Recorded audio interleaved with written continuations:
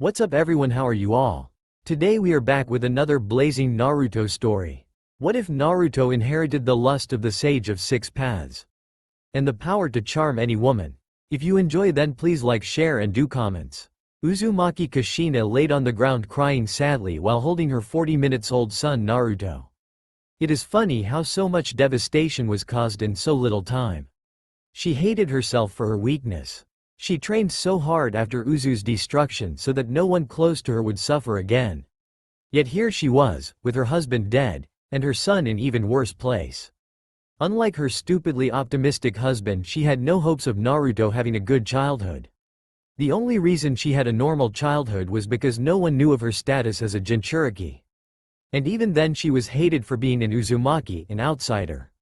She knew that the Sandaime wanted to tell the public about her status as Jinchuriki. Even before she became a Jinchuriki, she didn't know the reason, but she knew it was not a good one. It was Uzumaki Mito who threatened Sandaime and put a seal on him that would kill him if he even thought of telling someone about Kushina's status as Jinchuriki. Uzumaki Mito was fearsome even when she was older than a century and near death. That was why the only ones who knew about Kushina being the Jinchuriki of Kyuubi were those that she herself decides to tell, which were Namikaze Minato, Jiraiya, Senju Tsunade, Uchiha Makoto, Hitaki Kakashi, a few years after Rin's death. Of course that didn't mean that more people didn't know the truth. People like Uchiha Madara and Orochimaru were easily able to deduce that Kushina was Kyuubi's Jinchuriki, considering that she was the only Uzumaki living in Konoha after Mito's death. She knew Hiruzen Sarutobi was not to be trusted. Mito warned her and she believed her aunt's words completely. Unlike other nations, other clans, Uzumaki put family above everything, their mission, their village and even their own lives. And perhaps that was exactly the reason that Uzushiogakure was the strongest ninja village even when it had no more population than a minor village.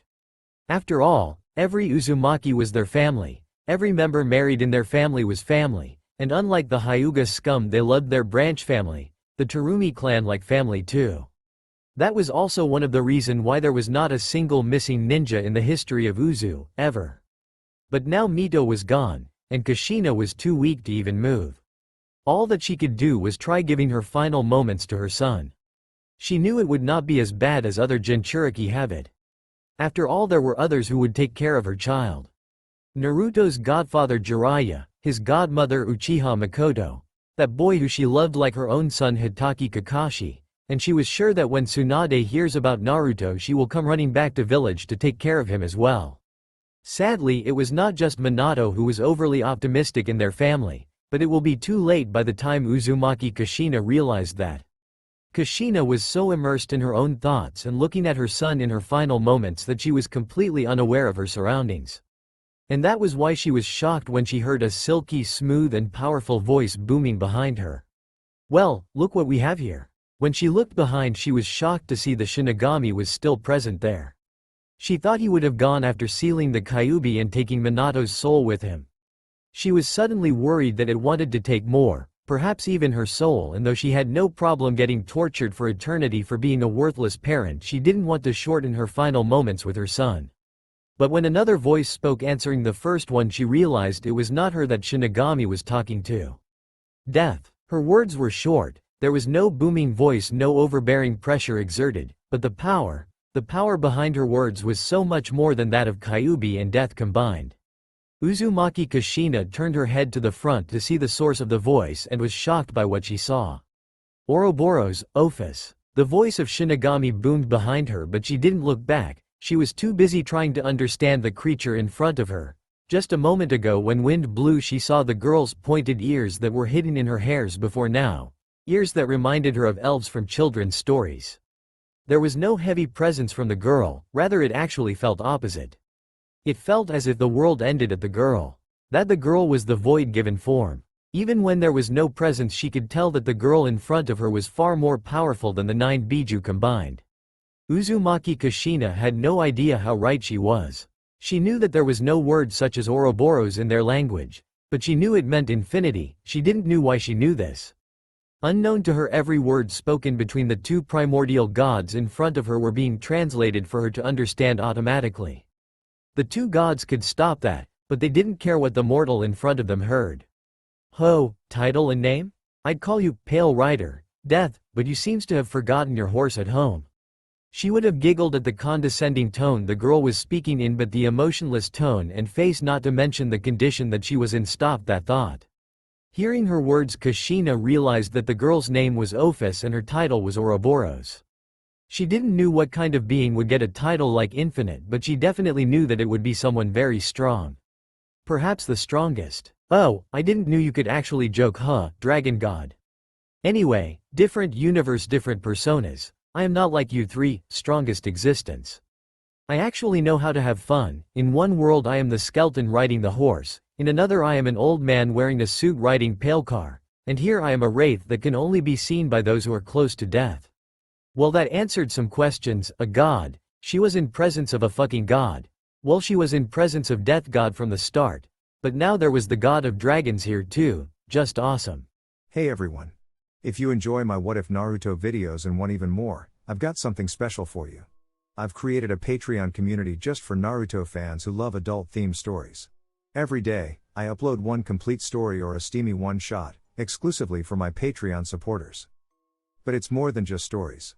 You can chat with me directly, request the kind of story you want to see, and connect with others who enjoy the same content. I'm always open to ideas and feedback. We're building this together. And here's a special offer. The first 20 members can use the code KF30 to get 30% off their membership. So if you're ready for daily Naruto stories with a more mature twist, check out my Patreon, link in the description. Can't wait to see you there. Not to mention, if the Shinigami could be believed, which was quite easy considering who he was, then she was one of the three strongest existence. She wondered how close Kyuubi was to that ranking. Kushina looked to the side and saw that Sandame and the few Anbu members that were around him were frozen.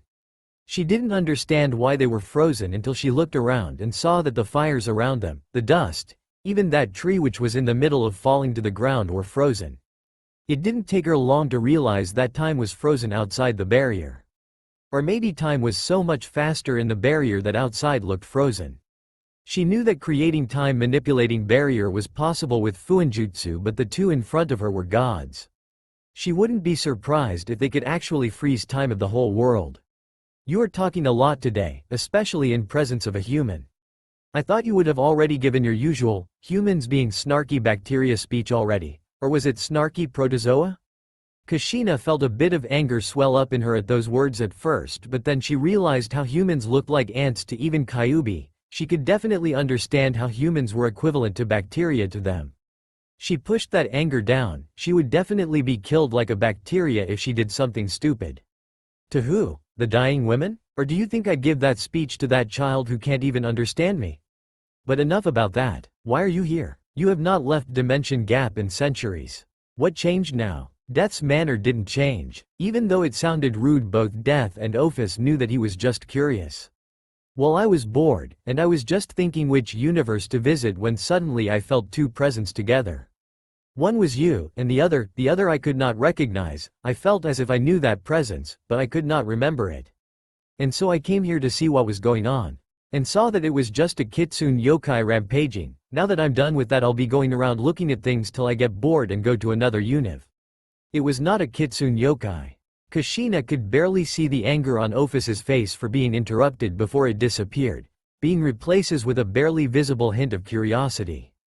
It looked like a kitsune yokai. It was a fox, had 9 tails, the rabbit ears were strange, but I've seen stranger things. Ophis replied in calm voice. One would think that she was supporting her statement in their argument, but that was not true. She just wanted to understand why Death said what he said.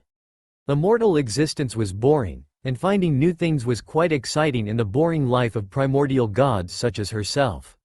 It was a piece of tri-hexa, 666.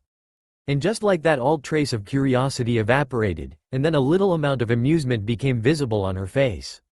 Really now? That was quite pathetic if this is what remains of the mighty beast of Apocalypse, and it is actually quite disgusting how he is ruining the title of strongest existence by his weakness. The Death God shook his head and spoke in a tone that sounded condescending, as if he was talking to a stupid child. That was not tri-hexa. How can you be so stupid?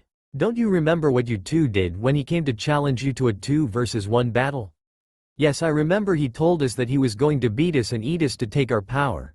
We tore him into 666 pieces because I found his name stupid and threw him across the dimensions. So what? Are you telling me that it was just one of the 666 pieces? It was still weak. Look at it, sealed by just a human. First, it was not the human that sealed the beast. The human just summoned me, I sealed him. And no, it is not. The piece of tri-hexa that came to this world became a tree, and started absorbing the power from this world using the nature. The tree was called Shinju by the people of this land.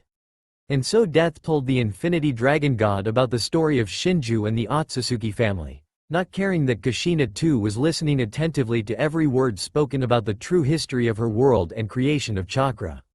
But the more she listened, the more she became sadder and sadder. Knowing that it was not the Raikudu Sennin and rather his mother who was the progenitor of chakra.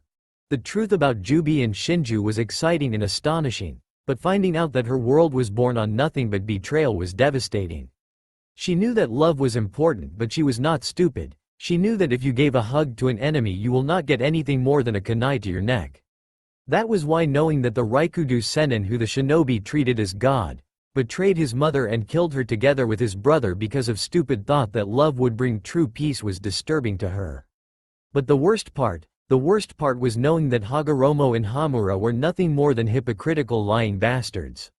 For all their talk of love and peace, instead of having both brothers Asura and Indra lead equally, Hagoromo chose one over another and then didn't even try to make things right and rather let the brothers fight. Finding out that Uzumaki and Hyuga were descendants of Hamura was disturbing. To think she was related to those scum who enslaves their own brother, sister and children made her want to vomit. After that, the truth of 9 Biju hit her even harder.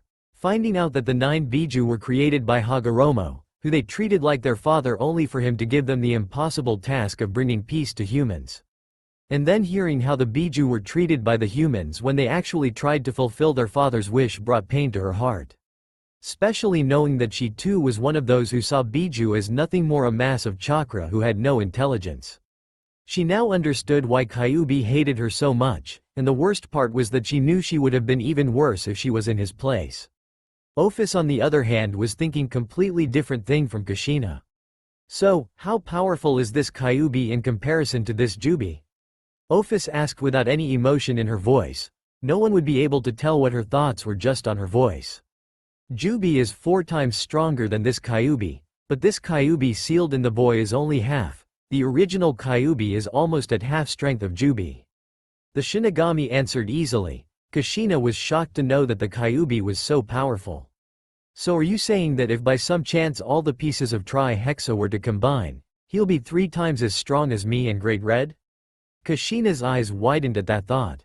This Ophis girl is 444 times stronger than Kyuubi? That was insane. Suddenly she was very worried about her existence. She knew she was going to die soon, but knowing how much powerful this goddess is, she was sure that even her soul be annihilated if she even twitched wrong and made her angry. Perhaps not. You didn't tore tri-hexa into equal pieces, not to mention not every universe is same. Some universe may have weaker pieces, some may have even stronger. Ophis looked at Death and then suddenly her eyes narrowed. Kushina, who was watching everything, could feel that something changed. Perhaps a killing intent, ki, that only gods could sense. Well, that was good. She was not sure if she would survive a ki from someone so powerful even if it was not directed at her. And why are you telling me this, Death? I know you. No matter if it's another god, or any human, you never do something without a reason. Why did you tell me all that? Why did you seal that Kyuubi and that child? I know that the human held no power over you. What are you planning? Kushina's eyes widened as she heard those words. Of course, how could she be so foolish? Even if the Shikifu Jin could summon Death, why the hell would he help Minato? Why was he doing all this? She held her son tighter in her arms. What were they planning to do to her son? Well, there are a few reasons. The first is the same as yours. I am bored. Eternity of same thing over and over is quite exhausting, as you already know. The second part is that I don't want tri-hexa to return. And if he does return, I want him to be defeated and gone again. He is not like most of us. He will not leave us alone and be happy with his powers. He will destroy us and any other thing in existence. And I can't reap new souls if everybody is dead, because no one will be born. Quite simple. This child is the same. He is special. Look at him. It's not even an hour after his birth and he is in presence of 3 gods. Even if one of them is weak and sealed inside the boy, the Kyuubi still holds piece of tri-hexa divinity. And of course amusement, even if the boy fails. Even if you fail, it'll still be amusing to watch the mayhem before tri-hexa destroys me too. The Shinigami answered truthfully, with a hint of amusement in his voice. Kushina was horrified. Was Death saying that her son was destined to fight this Jubi? Or even worse, this tri-hexa? Was this what that masked Uchiha planning? Did he want to destroy the world by recreating Jubi by combining the 9 Biju? She could believe it too. Her best friend was Uchiha Makoto, so she obviously knew the dark history of Uchiha and their dark outlook on the world. The Uchiha are all so morbid that she would not be surprised if they destroy the whole world if someone stole their candy when they were 5. So what, you sealed the Kyuubi so that the boy will become powerful enough to fight Jubi? Is this your master plan? Or perhaps you would like to give him some gift as well? Perhaps to give him the ability to summon you like slave and do his dirty work? Yes and no, I sealed the Kyuubi inside him for making him powerful, but the most important reason is that because both Kyuubi and the boy will need each other. He'll have a hard life no matter what path is chosen. This boy will break the walls down and became the first person in history to befriend Kyuubi. Forget befriending, the two will become so close that they'll be brothers. And yes, I do plan to gift the boy with something. But not yet, for now I'll only mark the boy, so that I can see his progress. If I'm wrong and he is just the same as other humans, then the boy will not get anything, but if I'm right, then perhaps I'll give him a few gifts. It'll certainly be interesting to watch how he uses the gifts I plan to give him. When Kushina heard Ophus's words, she wondered why she seems to hate her son so much, or was it perhaps that Ophus hated all humans? Or maybe just looked down upon? A few minutes ago she would have been proud to be called human, but now after hearing the things that humans could do to their own children, knowing the atrocities they commit daily, she too shared the belief that humans were mostly trash. Of course there were a few exceptions. Ophus looked silently at Death's face and then turned her eyes towards their topic of discussion. The child looked so innocent sleeping like that in his mother's arms. His whisker marks looked cute and there was a desire somewhere in her to rub those marks softly, but she ignored them. She then turned her eyes toward the child's mother. The love, worry, sadness, despair and longing that she could see in the mother as she held her child closely made her a little sad for the mother. To give birth, to get love just to lose itself so soon. She couldn't even imagine how the mother felt. Fine, I'll do the same. If he proves himself worthy, maybe, just maybe, I will give him some power. And that too is only because I don't want that trash tri-hexa returning. And if this boy could destroy a few of them, then I'm fine with granting him some power. With those words, a pitch-black snake formed from the tip of Ophus's finger. Kushina saw amazed as the snake dropped on the floor. It was a meter in length and its eyes were violet, just like Kushina's eyes and Ophus's hairband. She was shocked and hurriedly tried to turn away from the snake as it started crawling towards her. But she was weak and close to death, she couldn't even move. She watched in fear as the snake came closer and climbed her son's body, and suddenly the snake became a snake of ink on his body. It rolled itself around the 8 trigrams mark on Naruto's stomach and settled itself in the mark of Ouroboros. A snake biting its own tail. And then the snake disappeared as if absorbed by his skin. She breathed a sigh of relief as she saw that her son was in no discomfort, he didn't even wake up. That relief was soon washed away as Death kneeled in front of her. He extended his bony hands and rubbed her son's head softly. Everywhere his hand touched, Naruto's head glowed, for a few seconds, and then everything went back to normal. Death then stood up and spoke. My work is done, I'll be going now. Remember Uzumaki Naruto. Anyone can do a few push-ups and break rocks with a punch, but only the wise can gain true strength. And with those words Death faded out of existence. Kushina didn't know why Death said that now. Even if Naruto could hear him, he still wouldn't remember it. But she threw the thought out of her mind. What Death said was true and she wanted Naruto to always follow that rule. Ophus kept staring at her son for 5 more minutes and then she turned around to leave. She started walking towards a hole that appeared in front of her and Kushina kept watching as she spoke softly. Show me that my decision wasn't wrong. And with those words Ophus disappeared along with the dimensional hole. The moment the hole faded, Kushina felt exhaustion hit her in full force. She saw things out of the barrier normal again and realized time has returned to normal. She hugged her son tightly for one last time and kissed his forehead lovingly. She smiled at her son's peacefully sleeping face and spoke. As expected of my son. Getting blessed by two gods an hour after being born. I hope you become, even greater than those two believed you would become, because I know you would easily become the kind and powerful man they thought you would be. Kushina softly rubbed her son's stomach where the invisible seal was. She spoke in soft voice. Kyubi, I'm sorry for being a bitch to you. I didn't know any better, but that is no excuse. I should have at least tried to talk to you. I am so sorry. I don't understand how you feel, but perhaps Naruto will. You two are so similar, born from worthless father who only cared for humans and peace, not caring for a moment and sacrificing their own children for those who don't even deserve it. I am glad you'd be there for my son. Just as I am happy my son will be there for you. I hope, with time, you can forgive me. By now Kushina's breathing was heavy and her eyelids were closing on their own. Tears started spilling out of her eyes as she spoke to her son. I just wish that I was there, to see you grow up, and do all those things, with my own eyes. But always know my son, I'll always be watching over you. And with those words Uzumaki Kushina passed away, her body still sitting upright and holding her son protectively. Because even in death she would protect her son. Those were the most prominent emotions that have been passing through Uzumaki Kushina for the past 5 years. She felt so much pain as she looked at her beloved son's sleeping form. He was almost 5-year-old now, his hair has grown up to be a golden spiky mess, just like Minato. Oh, how she hated that man. How she hated this village, and everyone who lived in it. She didn't know how long it took, but after taking her final breath she woke up again. It must have been less than an hour though. It didn't take her long to realize her condition when she saw herself floating, her body being a little see-through and having an ethereal glow. She checked her surroundings when she saw the scenery moving at fast speed out of the corner of her eyes, and noticed that she was automatically following an ANBU that was carrying her son. She didn't realize it yet, but her love for her son was so strong that even after dying her soul didn't leave her son. At first she thought that this was afterlife, roaming around, watching your loved ones. That thought was soon proven wrong when she saw no other creature such as herself in Konoha, the place where a lot of people died not too long ago. She even saw an injured person take his last breath in front of her, and she was able to see an ethereal mist come out of his mouth and then disappear immediately. When she tried moving she realized that she could move around, but she couldn't go much further from her son. Not that she had any plans to do so. She was not going to let her son out of her sight for an instant. With those observations she realized that her condition wasn't normal.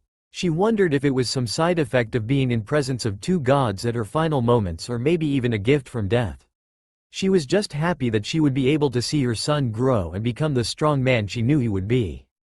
It wasn't even 3 hours later that she found out the truth. It was not a gift, it was a punishment, a curse. When she heard about how Jinchuriki are treated in other villages, at first she was skeptical. After all, how could people treat children like that? Treat children so badly for something that they had no power over. Being treated like trash when it was these same people who were the reason of Jinchuriki's creation. Because these power-hungry scum were not satisfied with the power they had and wanted more. She was wrong, they could be worse, so much worse. She could only rage around, trying to kill him, but just passing through no matter how much she tried, as she saw the doctor that was checking her son for injuries not too long ago poisoning her son. If it was not for Kyuubi's chakra her son would be dead.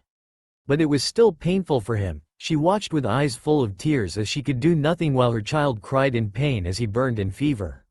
She was right about Hiruzen. He did made a village-wide announcement of her son's status as Jinchuriki. Or rather, he told them that Yondaime died sealing the Kyuubi inside a child. He didn't make them understand what Jinchuriki is and how every village has at least one, and are yet still standing.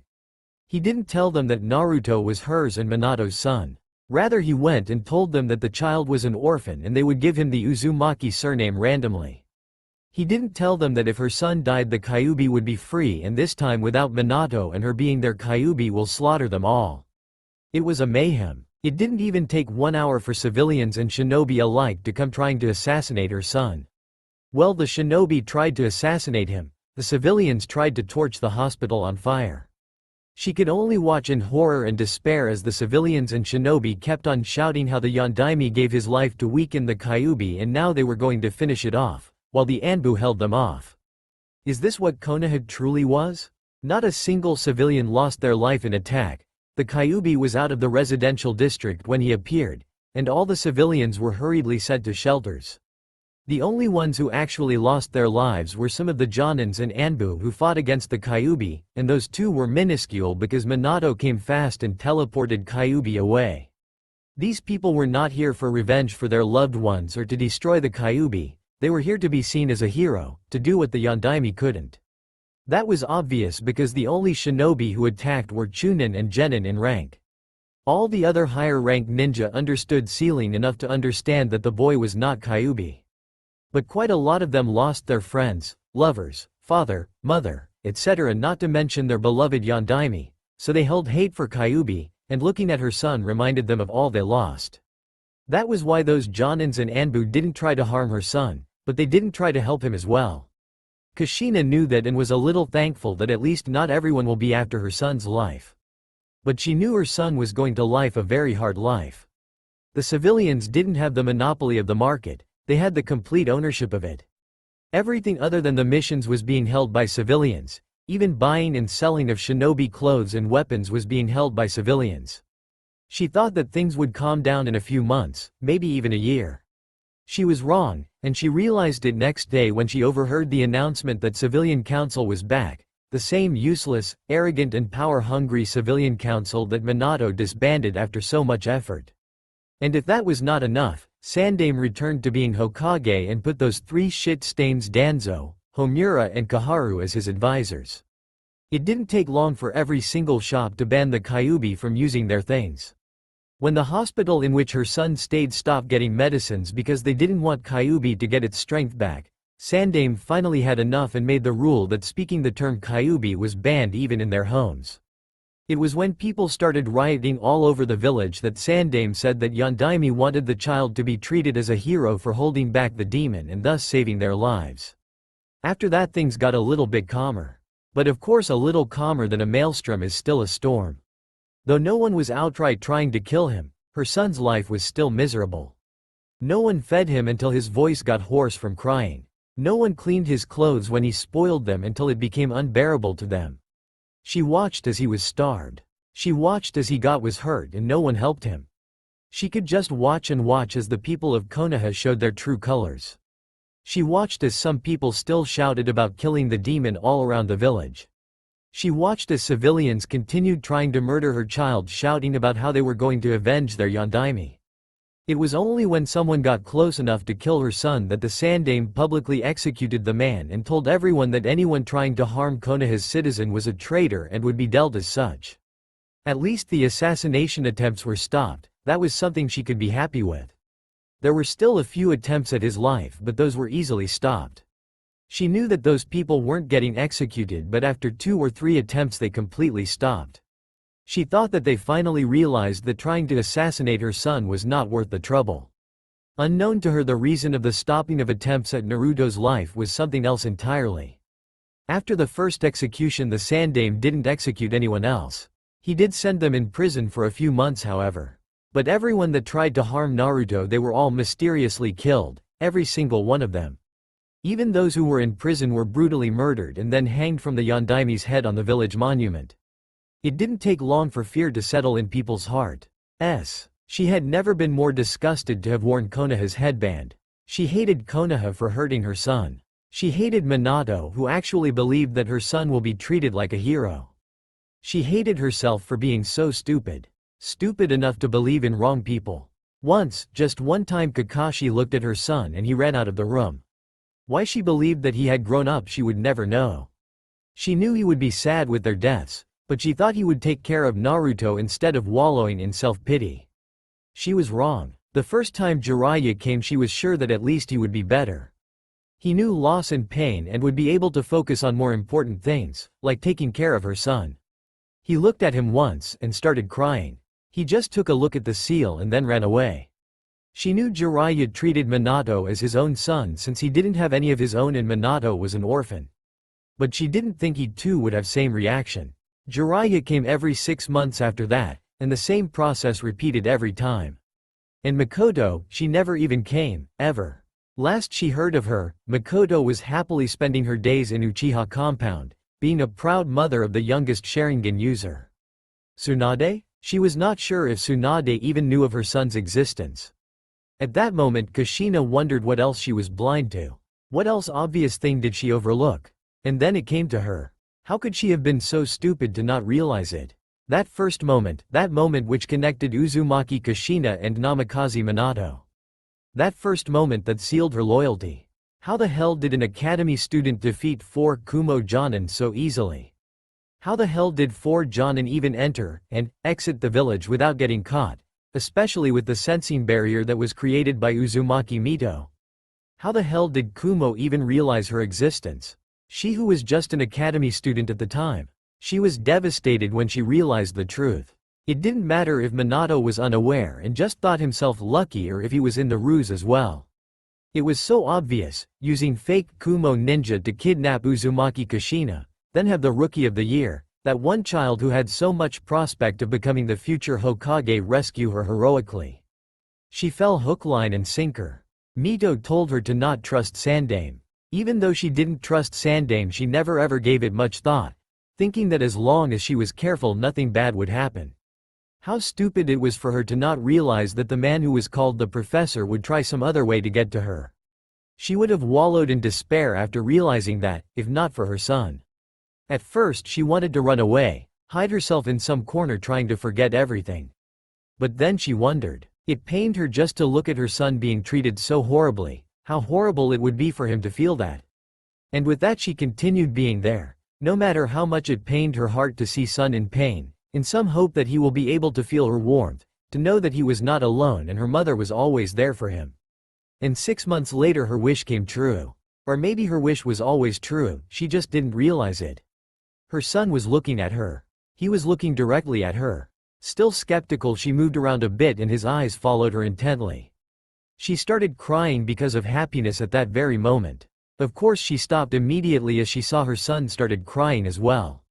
She couldn't touch him, but he could still see her. That gave her all the power she needed. That gave her all the hope she needed. The moment she pushed her despair down in order to be there for her son, was the first time ethereal golden chains, which looked exactly like her adamantine sealing chains, appeared, which were wrapped around her and around her son. They appeared for barely a moment and tightened more and then disappeared. That was the day when she realized that it was not any god who kept her in this world, it was her love for her own son. She was happy to know that her love for her son was stronger than laws of the universe. In the past few years they appeared 2 to 3 more times to tighten more. She couldn't touch him and he too realized it, but she could see that he could hear her. Especially when he called her Kacha one day, a few days before he turned 1 year old. That was her happiest day since she had been born. She didn't actually knew why her son could see her, but she was pretty sure that it was death's influence. That would also explain why she was allowed to hear so much secret information. She was to prepare her son for the difficulties that would come his way into the future. At first she was a little angry at the 2 gods for making her son's life their amusement show, and influencing his life for their plans.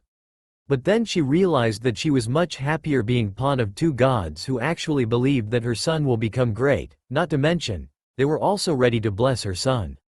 While on the other hand were Hiruzen, Konoha, that masked Uchiha and others like him who only cared about themselves and would definitely use her son and then throw away his dead body in a ditch somewhere once they were done with it. She also spent a bit of time talking to Kyuubi when her son was sleeping, apologizing to him. She didn't know if Kyuubi could hear her or not, but she tried nonetheless. 4 years have passed since then.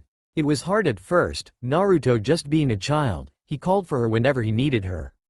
And when he did it in front of some people, that one of them started shouting that the Kyuubi was controlling the brat and he needed to be executed. That person was the second to be executed by Sandaime. His head touched the ground faster than the speed of rumor and no one mentioned any such thing again.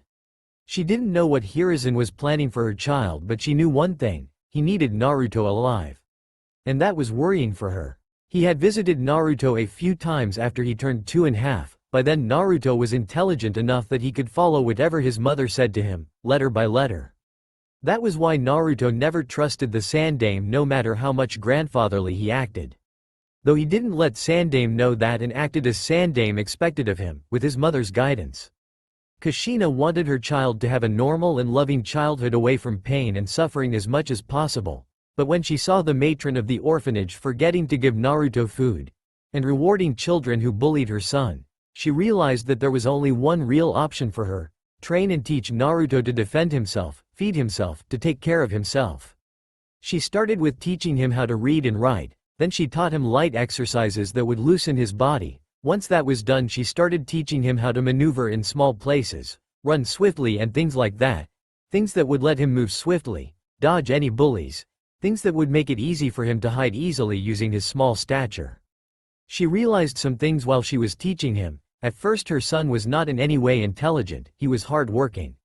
And because he loved and believed in his mother entirely, he put his all into learning the things that she was teaching him. And that changed things. It was so hard for him to concentrate on things, but when he did do it, he easily surpassed children a few years older in the speed with which things were learned. It didn't take her long to realize that it was the Uzumaki mental effect in an extreme level. She herself learned about it in Uzu when she was just a child. Apparently, an Uzumaki's brain is structured a little bit differently than others, and that affects how it works.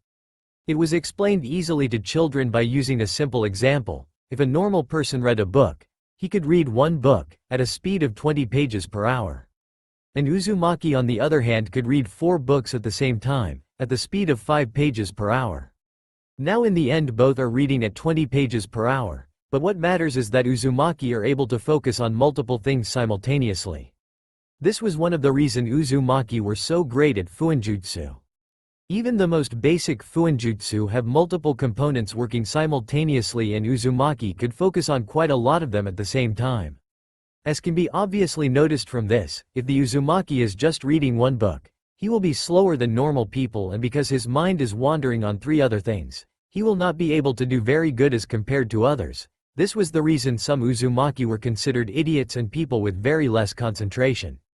In Uzu, children were taught how to focus all their brain power on one single task when they were young, and could thus overcome this. Her son was even more special case. He could probably read 10 books at the same time, each at 3 pages per hour.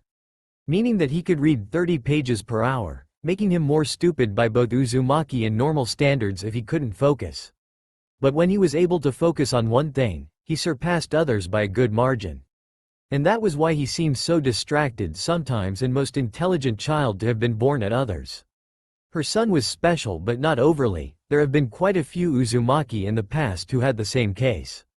Uzumaki Mito, and her little sister who was also Uzumaki Kushina's mother, as well as Naide Mizukage, their father who was Uzu's Shode Mizukage, and a lot of other Uzumaki through the centuries had such brains. And they were all one of the best Fuinjutsu masters to be ever born. That thought made her happy. At least now she would be able to teach her son how to be a true Uzumaki because he could see and hear her. Some may think that Kushina would be a bit jealous being the only one in the family not having such prospect for being great Fuinjutsu mistress. She might have, if she had cared about anything other than dancing in happiness knowing that her son would surpass. Of course, this was nor fixed. Uzumaki as well as non-Uzumaki could train their brain to go both ways. Not to mention brain do get more powerful the more they're used. Especially chakra-powered brains. Thus, non-Uzumaki could train their brain to focus on multiple things at once, as Uzumaki proved for it to be possible to focus their brain on one task. That was why as soon as Kushina realized it, she started teaching her son the same focusing techniques. And the result showed. In 2 weeks Naruto was learning at 3 times the speed he was before, and it was still getting better. And thus Kushina continued teaching her son. There were no books, no notes, no boards. She just traced shapes on ground and spoke things, and her son learned and learned. By the time her son was 4, he was already as intelligent as any other 7-year-old child. And she was proud of him. She never tried to change her son. She never tried to force her own thoughts and beliefs on her son. But she did give him all the guidance and the intelligence she could to make his own decision. Though she was also sad that she had to force him to grow up so that he could take care of himself.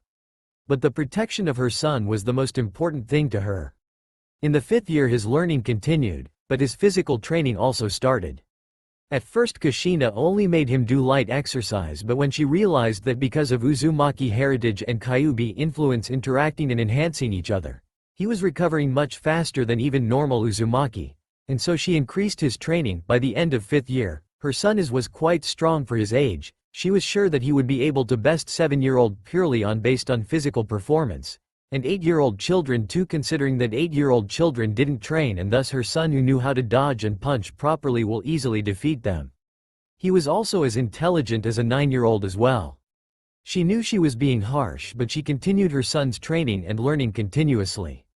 And her sweet little child never complained. He always gave her that sweet angelic smile and told her that he will get stronger and smarter for his Ka-chan. She never told him about the Kyuubi, his father, the 2 gods, or even how she died. She knew her son would hate Kyuubi if she said that she was killed during Kyuubi incident. Her son did ask why he was hated, or who and where his father was. Instead of lying, she told him that, even though intelligent and wise beyond his years, her son was still a child, and he would not be able to truly understand the significance and weight of the truth. She told him that she will not lie and tell him the truth when he was 8. And her son listened. Today though was different. Today was special. Today was her son's birthday. Today was the day he would turn 5-year-old. Today was also the day that Kyuubi was released, and the day she died. But there was something even more important than that, the gift that she had for her son. She smiled as she saw her son yawning and rubbing his eyes. He looked so cute when he slept, like an innocent child of his own age instead of a pained and sad boy that couldn't even hug his mother. That thoughts brought so much pain to her mind and soul, but her expression didn't change. Even when he was small, her son started crying as soon as she was sad. So she always kept a smile whenever her son was awake and looking at her. She would be strong for her son and smile no much her heart is being torn apart. Good morning, son. Do you know what today it? Kushina spoke when he was done rubbing his eyes and was just getting up from his bed. It was a rule that Kushina would be the first one to speak because she was the only one skilled enough to check for Anbu hiding around her son, and thus letting him know that it was okay to talk openly. Good morning, Ka-chan. No, I don't. Why is it important? Naruto asked excitedly, smiling at his mother. Naruto knew his mother was dead. He understood what being dead meant. He didn't know why he could see his mother, but unlike his mother he didn't waste time thinking about it. All that mattered was she was here for him. His mother always kept saying that she was sorry for not being there to raise him. But she was wrong. She was here to raise him. He was very proud of his mother. She loved him so much that even after dying she didn't go away. He would have loved to have his mother alive, but he wasn't a petulant child. He understood that life wasn't fair. He was just happy with everything that he had. Of course that didn't mean that he didn't aim for more. Only fools get content with what they have, or even worse, believe themselves to be perfect. He would always aim for more, aim to be stronger even after defeating strongest god with one punch, aim to be smarter than the cleverest of the demons, aim to have allies, friends, family, those who he could trust. He had a dream that he didn't tell even his mother. He was going to find a way to bring his mother back to life. His mother was everything to him. He couldn't even imagine how things would be if he didn't even have his mother. He would have already tried to kill himself. That was why he would be happy with what he had and aim for more, instead of crying over what could have been. He looked at his mother's beautiful face. He always wished he had the same eyes and hair as his mother. That was also one of his dreams, to change his eye and hair color. He knew many amazing things could be done with chakra. He was sure that he could do something as simple as changing hair color and eye color permanently. But the one thing that he wanted more than anything, he wanted to feel her warmth, he wanted to hug his mother. He wanted to be held by her. And he wanted to hold her so that he could be sure that his mother would never disappear. He knew his mother would never leave him, but who knows what could happen. There were no other ghosts around which she could learn from, and he was worried. Just because she didn't want to leave him doesn't mean others wouldn't try to take her from him. It was his biggest nightmare that the one thing he had in this world would also be taken away from him. That was one of the reasons he studied so hard, trained so hard. He wanted to have the power to protect everything that was precious to him, which was only his mother for now. But he knew that he would gain more things worth protecting in future. And he wanted to have enough intelligence to not be tricked, enough wisdom to not be fooled. Enough strength that he could take anything that he wanted and not lose it. It should be noted that Uzumaki Naruto was not a mentally stable person. Though in this world where 10-year children were taught how to kill efficiently, everyone was mentally unstable. Uzumaki Naruto, no matter which possible reality he was from, no matter which world he ends up in, would always be the same. He would love that which is precious to him.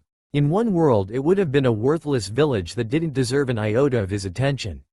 At the end he would have become so messed up that doing paperwork would be more important than attending his daughter's birthday for him. So broken that the day his wife died, he would have spoken as the sad Hokage who lost a good and loyal kunoichi instead of a man who lost his wife. So worthless that he would sacrifice his children for his village, just like his father before him. Here though he would love, and he would care for only those who actually deserve it. Those who loved him for who he truly is and not for that mask which would have one day become his reality. Another quality that made Naruto himself was his fatalistic determination to protect that which is precious to him. He would traverse heaven and hell, kill gods or bow to demons, create worlds or destroy universe. He would do anything and everything for those he loved, even if he destroyed himself in the process. He was shaken out of his thoughts when his mother knelt in front of him and touched his cheek. He couldn't actually feel her touch, nor could she feel his body, but both of them acted as if they could touch each other. Both of them loved each other too much to see pain on their face. Uzumaki Kushina smiled brightly and hugged her son. A few tears slid down her face as she whispered into his ear. "Today is your birthday, my son. Today is the day you came into this world and made me the happiest woman in the universe.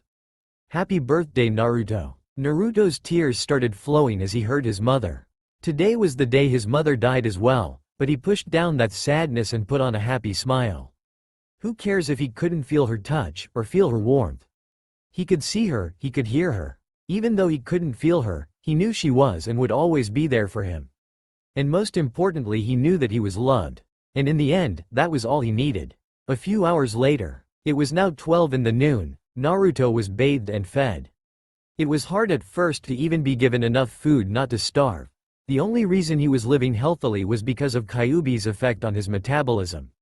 But now it was quite easy, though the matron of the orphanage tried to get him into trouble a lot and tried to punish him for things he didn't do. He was not so stupid to be pushed around anymore. When everyone was being distributed food, he would go and stand in line together with everyone else and not move until he was given food in correct amount, no matter whatever they said. The matron hated him, but she was afraid if she would be the next one to end up mutilated, decorating the Hokage mountain, if she tried to push him around openly, and so she just didn't pay any attention to him. Naruto mostly stayed in his own room and only came for dinner, so they didn't see each other much anyway, and thus most considered Naruto to be not worth the trouble. Of course Naruto didn't know that they feared him. He did however knew that they hated him, and that they always tried to get him into trouble. So he tried as much as possible to not give them any chance. That was why when the door to his room opened and the matron stepped in, he knew that she was planning to get him into trouble regarding something. Especially considering the fact that she did try to get him into trouble every time she came into his room. Currently he was laying on his bed reading a children's storybook. There were Enbu watching his room right now, and so he needed to act normal. Most of the time he did some physical exercise disguised as an attempt by hyperactive child at trying hard to copy the cool ninja, or laid on his bed with a book in front of him and listened to his mother's lessons. He was doing the latter right now until the door opened. When the matron saw the book, she scowled darkly. It was not the fact that he had the book that made her angry. Those books were put on table downstairs for kids to read and anyone could take them. What made her angry was the fact that even when no one taught him anything, the demon still managed to learn how to read and write on his own. And from the speed at which his eyes were roaming at the pages, he was damn good at it too. She wanted so damn much for the demon to remain stupid and starved so that he would just die on his own, or at least be easy to kill when the chance came. But the damn demon never falls. He became so damn immune to poisons that she adds to his food every time that he doesn't even get sick from anymore. But today was a happy day. Today they would get rid of the demon for good. She hid her smirk, or so she thought. It was easy to see her giddiness for Naruto, Kushina and the hidden Anbu. "Brat, start packing your stuff. You're leaving this orphanage today. You're too old to stay here any longer. There are children who actually deserve this room more than you." By the time she stopped speaking, she was fully smirking, not even trying to hide her happiness. Or maybe she thought that Naruto was as stupid as her and wouldn't notice it. She was so happy to know that the demon would suffer. That he would now starve and rot. He would be without a roof, without clothes, without blanket or bed to protect him. That the little piece of shit would die in the streets like the trash he is. Every single thought of his suffering stopped when she saw his face. The face that was morphed in shock till a few seconds ago suddenly turned to a massive grin. "You're throwing me out? You're throwing me out?" She was incredulous as he started jumping around the room happily. "That's awesome. I'd finally get rid of this dump and live freely." The matron of the orphanage looked at the disgusting demon as he jumped around happily with increasing fury. "This bastard. How dare he? They fed him and clothed him. It doesn't matter that they tried to poison the food as much as they could or that everything given to him was old and barely more than a rag. In the end they did a kindness to even allow the trash to live, and here he was acting happy? He should be devastated, not happy." The truth was that Naruto was actually not happy. He was quite terrified as the matron told him that he was being kicked out of the orphanage. But before the terror could show on his face, his mother spoke to him. "Naruto, don't change your expression, look shocked. Now don't worry. I overheard them when they talking about kicking us out a few days ago, and I have a plan. Now, show happiness and excitement and jump around shouting how you're happy to leave this dump." He was calmed down somewhat as soon as his mother took command. If his mother had a plan, then he was not much worried, or not too much worried at least. He did as he was told and continued jumping around like a fool while laughing, while still keeping a look at the matron from the corner of his eyes. He could see the rage growing uncontrollably inside her from her face. And the moment her mother shouted at him to stop moving, he followed her without any delay. "Stop moving, now step back." He didn't ask why and stepped back once, or rather he tried to. He was very near bed, and the moment he tried to step back his thigh hit the bed and he fell backwards on it. But that was exactly what his mother wanted, he realized, as he saw a kitchen knife slice through air just where his head was a moment ago. He turned his eyes toward the matron and saw her looking at him with an air of palpable rage surrounding her.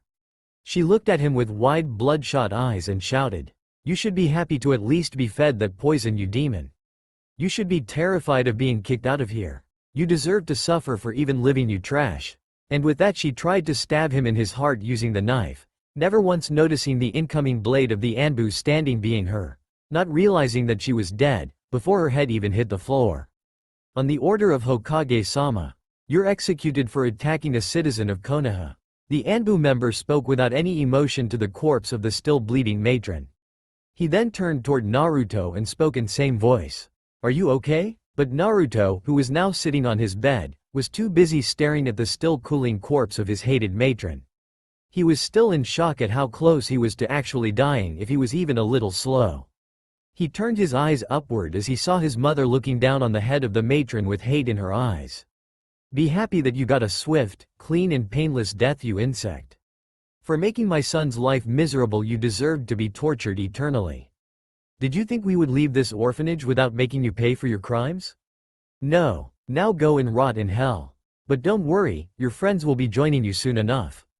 Hearing her words, Naruto finally put together the pieces.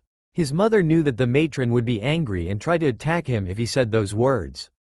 His mother knew exactly how much and where he should move. She could see exactly how the matron would attack even before she attacked him, and she gave him order to move so that he would miss her barely, which also looked like such a huge accident.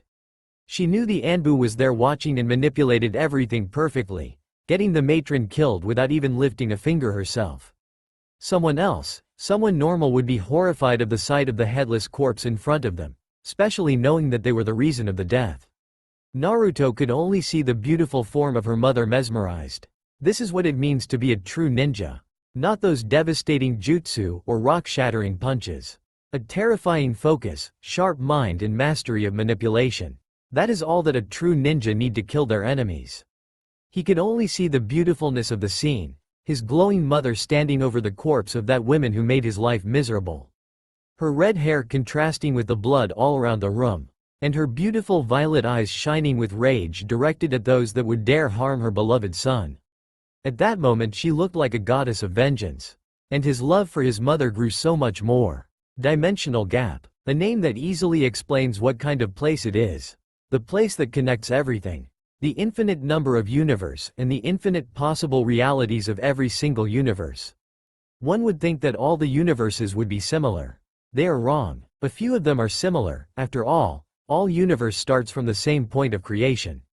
And thus nearly every single universe is same in structure, at least till the point when sentient creatures are born. After that, choices made by those creatures decides the path that a universe will take. And that is the reason that so many universe will have a planet called Earth, being nearly similar in some things but different in other things completely. For example, there could exist one Earth where gods, demons and other such creatures are nothing more than fiction, while there exists a world completely similar where the same gods with same name and characteristics do exist. Of course that is not always true. There are cases of things going in completely different direction. Like a world where mages and warlocks were accepted and not burned on stakes, thus creating a world where magic blossomed, creatures born of magic roamed the lands freely, mages created guilds and had fun like everyone else. And so we realize the horrific endlessness of this void in which all these multiple universes float around like leaves in water, never even coming in contact with each other. If someone was to visit the dimensional gap, they would be shocked by the beauty of it. The way the sky changes color constantly without any order or without any set period of time, and the kaleidoscopic visions and patterns changing constantly all around them. Watching glimpses of possible universes passing by. Of course they would not actually be able to enjoy the beauty of this place. After all, dimensional gap is in the end, a place where nothing exists. No gravity, no atmosphere, not even time itself exists in the dimensional gap. And thus that place is toxic to anyone beyond a certain level of power. And that level of power is that of a primordial god. Some highly powered being could enter the gap and move around, but prolonged exposure will destroy them. Unless you could freely manipulate the dimension around you, but that is a talk for another time. Thus it was obvious that dimensional gap didn't have many visitors.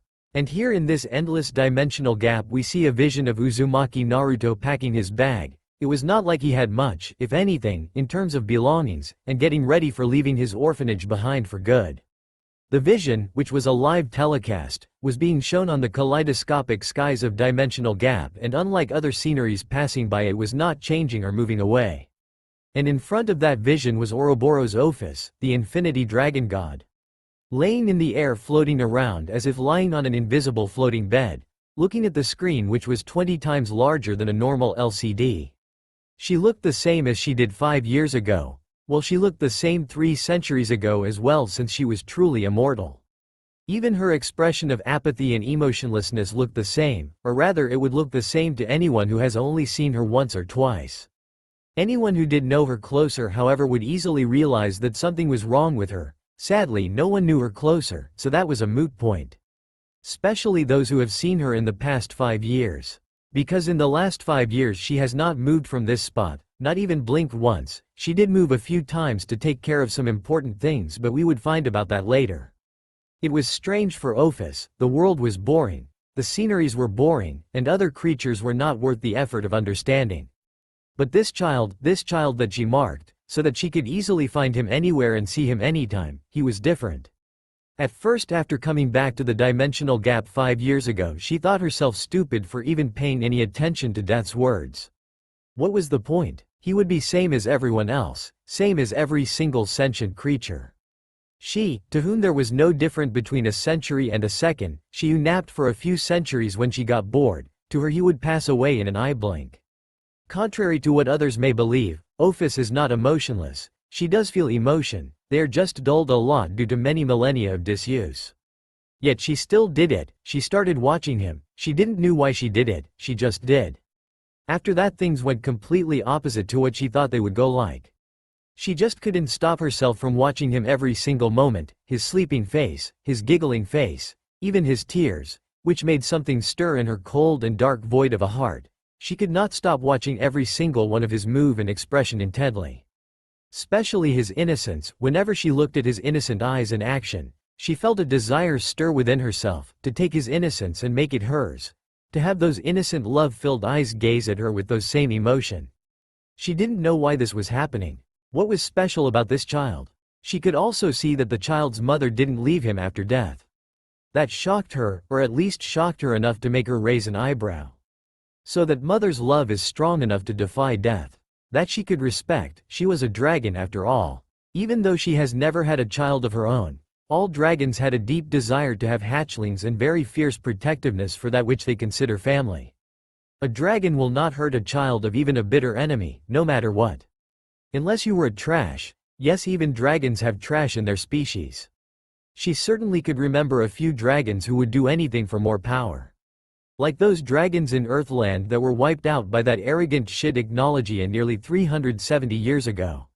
Seriously, calling himself Dragon of Apocalypse? There is only one Dragon of Apocalypse, and Ignologia was neither great nor red.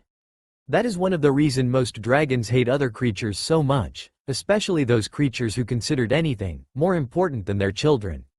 Days passed and she just kept watching that boy without moving from the spot. She watched as he was ill-treated and hurt and no one helped him. She watched as his mother tried to destroy everything around her in her rage. And unknown to her, a dangerous emotion started taking hold of her. The day when someone got too close to kill him, that growing emotion broke all walls and took over her entirely. How dare that trash try to kill him? I still do not understand him, and that insect tried to kill him and take away my object of observation. How dare that worthless human try to harm the creature she marked? How dare that human try to take away something that belonged to her? She saw Sandame, third, though she didn't know anything about being Sandame, or what Hokage, Fire Shadow, leader of ninja village that resides in Fire Country, even meant.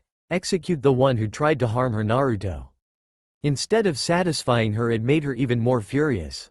How dare that trash let him die so easily? He should be torn apart inch by inch for daring to even think of harming what was her. The next time anyone tried to hurt him, she didn't waste any time on thinking and just took action. She went there personally and torn apart that trash, and she then left him at the top of that mountain to be seen by the world and know what would happen to anyone who would try to harm her Naruto. The humans proved their infinite stupidity by still trying to harm him. She dealt with them the same. She didn't just kill them, she made it utterly painful, and then she destroyed their souls. Those trash won't even get a chance to meet their loved ones in afterlife. After nearly a dozen deaths, things calmed down somewhat. Humans really didn't learn their place until someone showed it to them forcefully. Of course they still tried to harm her Naruto without outright trying to kill him. That day she made herself invisible and went to see him directly for the first time. She knew that the mother would do a good job in teaching Naruto how to protect himself. She could protect him from everything forever, but she could not protect him from himself. That could only be done by him. Not to mention, he was hers. There was no way that he was going to stay weak. Especially weak enough to be hurt by anything less than a god. So she went there and fed a snake of hers to him. Her snakes were not actually real snakes but just pure energy given shape. She focused that snake on just one part, to the strengthening the soul of the boy, and made it focus on his eyes. She then left the scene, no one knowing of her involvement. The next day she nodded satisfyingly as she saw Kushina crying with happiness because her son could see her. With this the mother would be able to teach her son. Unknown to her, due to strengthening of soul, or in other words yin, spirit, the part of chakra that decides the form, Naruto's intelligence and brain power grew a lot. Of course the snake was small. She didn't want him to explode due to overload of power after all, so the increase was not so much that it could be considered unfair, or even out of ordinary. He would just be smarter than most, which was not actually too hard considering how stupid most humans were. That was also the reason why Naruto could only see the spirit and not interact with them. He would have grown the ability to be able to see spirit when he matured enough due to his strengthened yin, or in other words soul. But that was time she didn't have. Nor did she want to leave him stupid and undefended. She could have taken Naruto with her, but she didn't know much about raising children, nor anything about training. All that she could do was feed him more snakes. She didn't even know what this emotion of protectiveness towards Naruto even was. It was definitely not the protectiveness of a mother dragon, that was certain. So she left that job to Kushina, who was definitely more suited to it. And she was proud of her decision in the coming years as she saw Kushina train Naruto. There were still a few attempts at Naruto's life when things were too quiet for too long, and so she reminded those trash that just because she was quiet didn't mean that she was not watching over her Naruto. There were a lot of people that she wanted to throw in dimensional gap and watch them disintegrate atom by atom.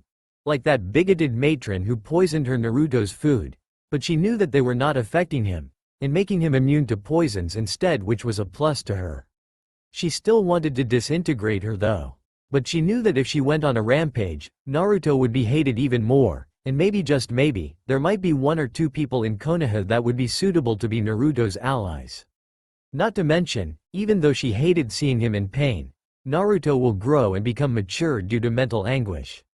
Thus she held back, waiting for the day on which that matron would be punished. Thus watching as Kushina manipulated and got that whore killed was quite satisfying to her. It was also quite vicious. She would ask her to teach her Naruto how to manipulate his enemies into killing each other. Her Naruto really didn't need to get his hands dirty in taking out the trash, others would do it for him. She would have still liked to make it painful and destroy her soul, but she was not going to go around wasting time on pathetic nobodies. Watching Naruto's expression of awe and love made her happy. Naruto would one day be a dragon, her dragon, and knowing that he wasn't weak of heart or a stupid love-preaching idiot made her happy. She didn't care if he showed kindness to anyone and everyone who deserved it, but showing it to people who did not deserve it was beyond disgusting to her. She would have beaten that stupidity out of him even if it made her heart clench even thinking of pain on his innocent face. She also didn't want him to go around hating everything in existence, though she had no problem if he wanted to destroy a universe of two. She would rather like it more if he didn't give much thought to useless trash. And rather think more about enjoy his life spending with her. Looking at the way Konoha had treated him reminded her of Angra Mainyu. That was a horrible disaster that the humans brought upon themselves. Seriously, selecting a random innocent human one day and then blaming him for being the source of all their pain and anguish and naming him all the evils of the world? Thinking that as long as someone more evil than them existed that they would be allowed to get away with anything? Did those stupid humans actually think that kind of stupidity would work on gods? They had it coming when he accepted his condition and did become all the evil of the world and tore them apart. The fact that he ascended to divinity after that and became one of the first evil gods in existence was just icing on the cake. She really didn't want her Naruto to turn into that. She didn't want to see hate on his face. Especially not directed at her. If he asked her, where was she when he needed her, if she was a god? That was why she watched around to make sure that no stupid human got any too stupid ideas. Her little soul searching done, she paid attention back to the vision showing Naruto, with his mother floating around him like always, going around the village looking at things. She saw as the people glared at her Naruto, looked at him with disgust and hate. How dare those trash? If anyone that was disgusting, it was them. But her strong-willed Naruto didn't even look at those people with more than a cursory glance, looked at them as if they were lower than trash, which they were. That made her happy. Her dragon would get allies, she knew that, but only strong and smart ones. She would not allow him to have those weak and pathetic waste of nature as his friends. And thus when she saw Naruto not being sad for not getting their attention, she was happy and satisfied. She saw as he went around the village looking at different things, different places, the academy, the Hokage Tower, the Hokage Monument, the park, the shopping district, even the red light district, the shinobi, ninja, clan houses. He didn't try to go anywhere even close to civilian houses knowing the kind of people they were. Of course Office didn't know what those places were. It was at 6 p.m. when the sun was setting down did they stop their sightseeing and started walking toward a certain direction. It was at that moment that Office noticed that some civilians, and a few shinobi were following Naruto, while keeping their distance. She narrowed her eyes when she saw that a few of the civilians had kitchen knives and bats and such things with them. Only a truly stupid and pathetic waste of brain would not realize what this mob was planning instantly. Apparently these stupid people didn't learn from their mistake. Office stood up from her position and got ready. She will hope that no one would try something stupid, but she knew better than hoping for impossible. Perhaps today, she will get to meet her dragon, for the first time, face to face. That thought brought a smile on her face, or as much smile as the most emotionless god in existence can get. She would be meeting her Naruto. And from this moment, she would be with her Naruto, helping him every single step of the way as he forges his path to greatness. Today would be the day that she hold him. Today would be the day that he held her. He would be the fire that burns and melts her frozen heart. And she would be the void that would take his troubles, sadness and his enemies into itself and give him only happiness and peace. It would be glorious. Drip. He hated that noise. He hated this fucking place. What the hell was wrong with this place anyway? Seriously, a sewer? He knew how the child was being treated, but seriously. For his mindscape to be a fucking sewer? At least it's not as worse as it was in the child's first 6 months. It was fucking madness. The pipes were leaking water like a river. There was so much fucking water that if he was to lay on the ground to sleep he would be under the fucking water. At least it didn't stink, so that was good. Well, at least it's not that bad anymore. Shit, he was brooding, again. Of course he will deny it with his last breath to anyone else. The great Kyuubi no Kitsune, nine-tailed fox, Kurama didn't brood. It of course had nothing to do with the fact that Uchiha were so famous brooders. Oh, what he would do to get a chance to be chained to that boiling floating rock again. That beautiful fire and lava-filled mindscape of Uzumaki Kushina. He hated the women of course, for chaining him like that in there. But still he quite enjoyed the scenery. He liked watching fire and lava. His element was actually wind and lightning, but there was something nice about fire and lave. He didn't actually care much about those pathetic fleshbags as he liked to call them. He was quite content with just sleeping around and doing nothing. Well, there is something that I do like more than sleeping. He thought pervertedly as he remembered his little sister Nibi no Bakaneko, two-tailed demon cat, Matabi's fiery ass wrapped tightly around his. Well, you get the idea. What? Did you think that Nibi was the only one who was a pervert? All the 9 siblings are perverts of highest order. Yes, even the always serious Hachibi no Yushioni, 8-tailed ox demon, Yuki. Where do you think the idea for tentacle came for, a human? The desire for death and destruction, he guessed, was because of Jubi, 10 tails. He knew he was special, even when compared to his other siblings. He had half the chakra of that of Jubi. At first he thought it was because he was special to his father. How stupid of him. He still didn't know the real reason, but he guessed that he was the place where his father put all the remains of Jubi that he couldn't seal completely. The desire of rage, destruction and mayhem probably came from there. He did know that he had unnatural hate against humans.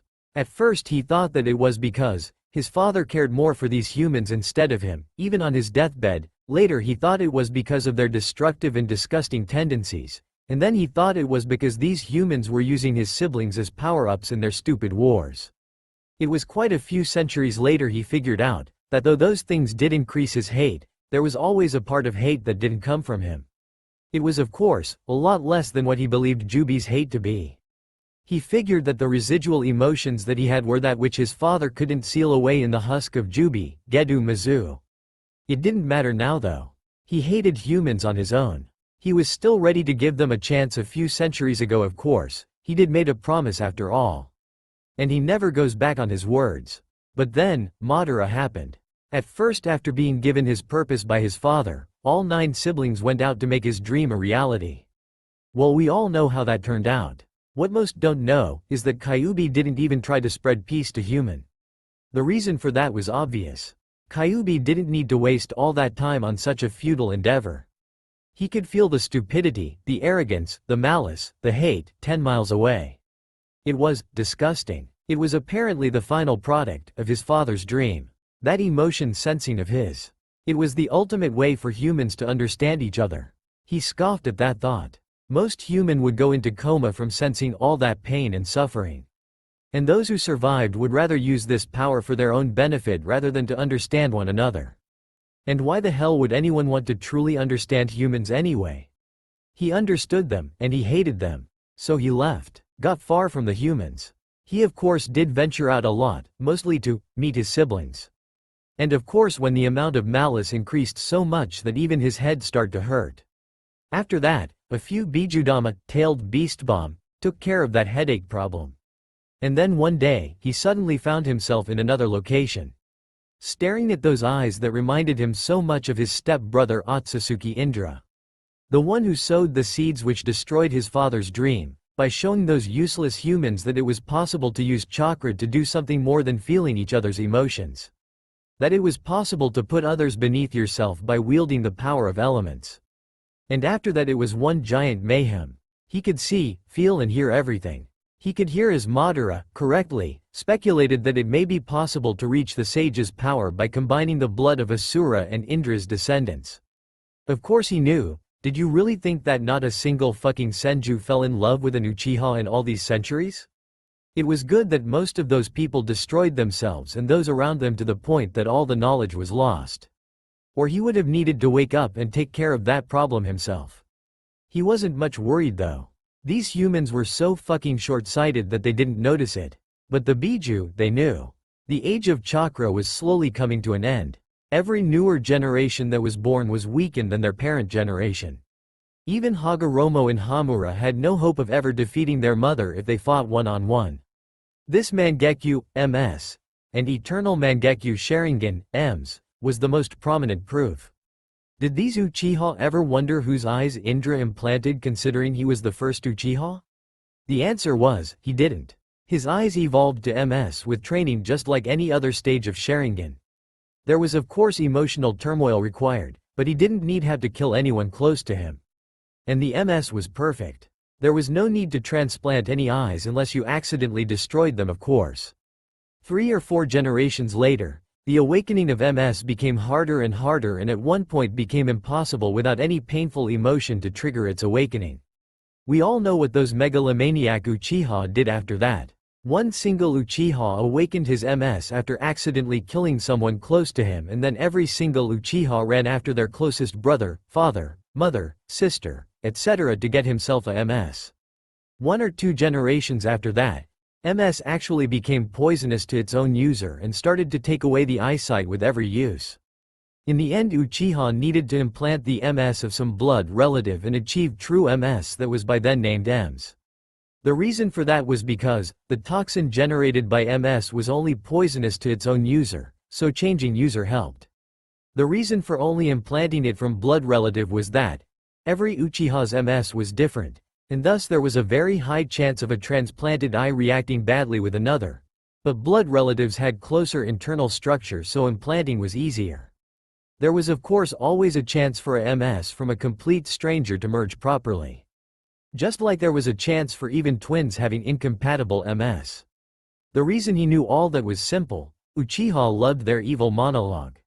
What he didn't know was why in the fucking hell did not a single fucking Uchiha ever thought to put themselves in a genjutsu, illusion technique, and then kill a family member instead of going around killing the real ones. He was even more baffled when the Uchiha killed another family member to take their MS for implanting. Did they ever think that they could have just gone to another and said, "Hey bro, here take my eyes, give me yours"? Or were these Uchiha simply not capable of thinking about anything other than killing their family members? Even he loved his siblings, even though sometimes they traded barbs, they still loved each other. How would they enjoy their whole family orgy parties if they didn't love each other? There were a lot of other examples, and all of them pointed towards the fact that the potency of chakra in humans was slowly becoming weaker and weaker. He suspected that humans would lose their ability to manipulate their chakra in sometimes close to next 5 centuries. He heard how Madara was walking the same path as his ancestor Indra. And how this Hashirama walked the path shared by his ancestor Asura and his father Hagoromo. He was quite shocked when he found that Hashirama's Mokuton, wood release, had the same characteristics of absorbing as Jubi's outer path chains. They were still weak as fuck though.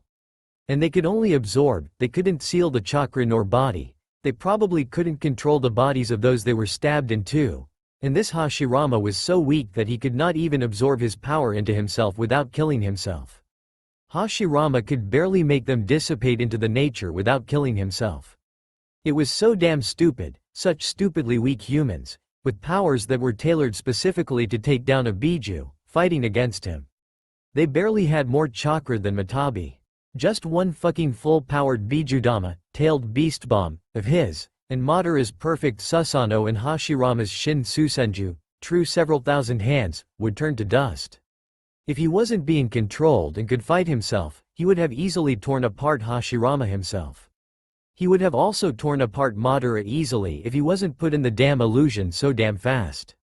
He didn't even have to avoid looking in the eye. All that he needed to do was keep his chakra fluctuating randomly and fast enough that the genjutsu could not take hold in the first place.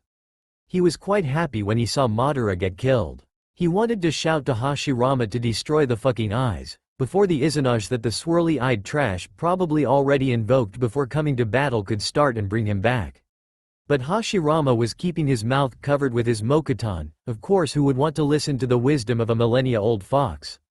And then came the fucking Uzumaki. He actually quite liked Uzumaki, they were the only Otsutsuki descendant that were not a massive disappointment. And their hair was red. He could never hate a fellow red lover. But he could see that this Uzumaki was a lot different.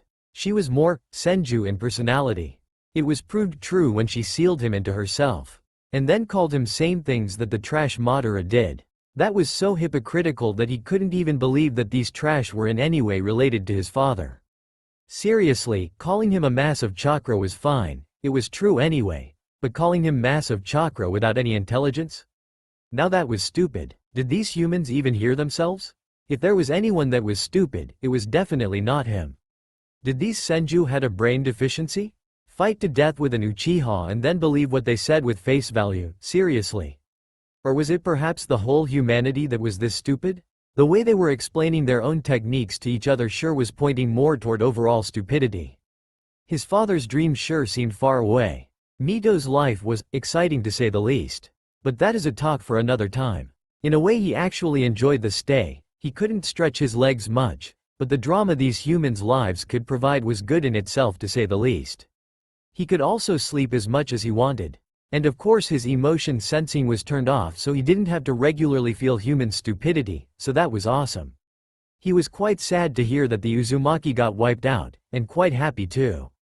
These trash probably didn't know but only the strong body of a pureblood Uzumaki would be able to hold him. A half-blooded Uzumaki could do it too, if he was grown up and thus had a stronger body. If the half-blooded Uzumaki was infant, it would probably be able to hold barely half of his power.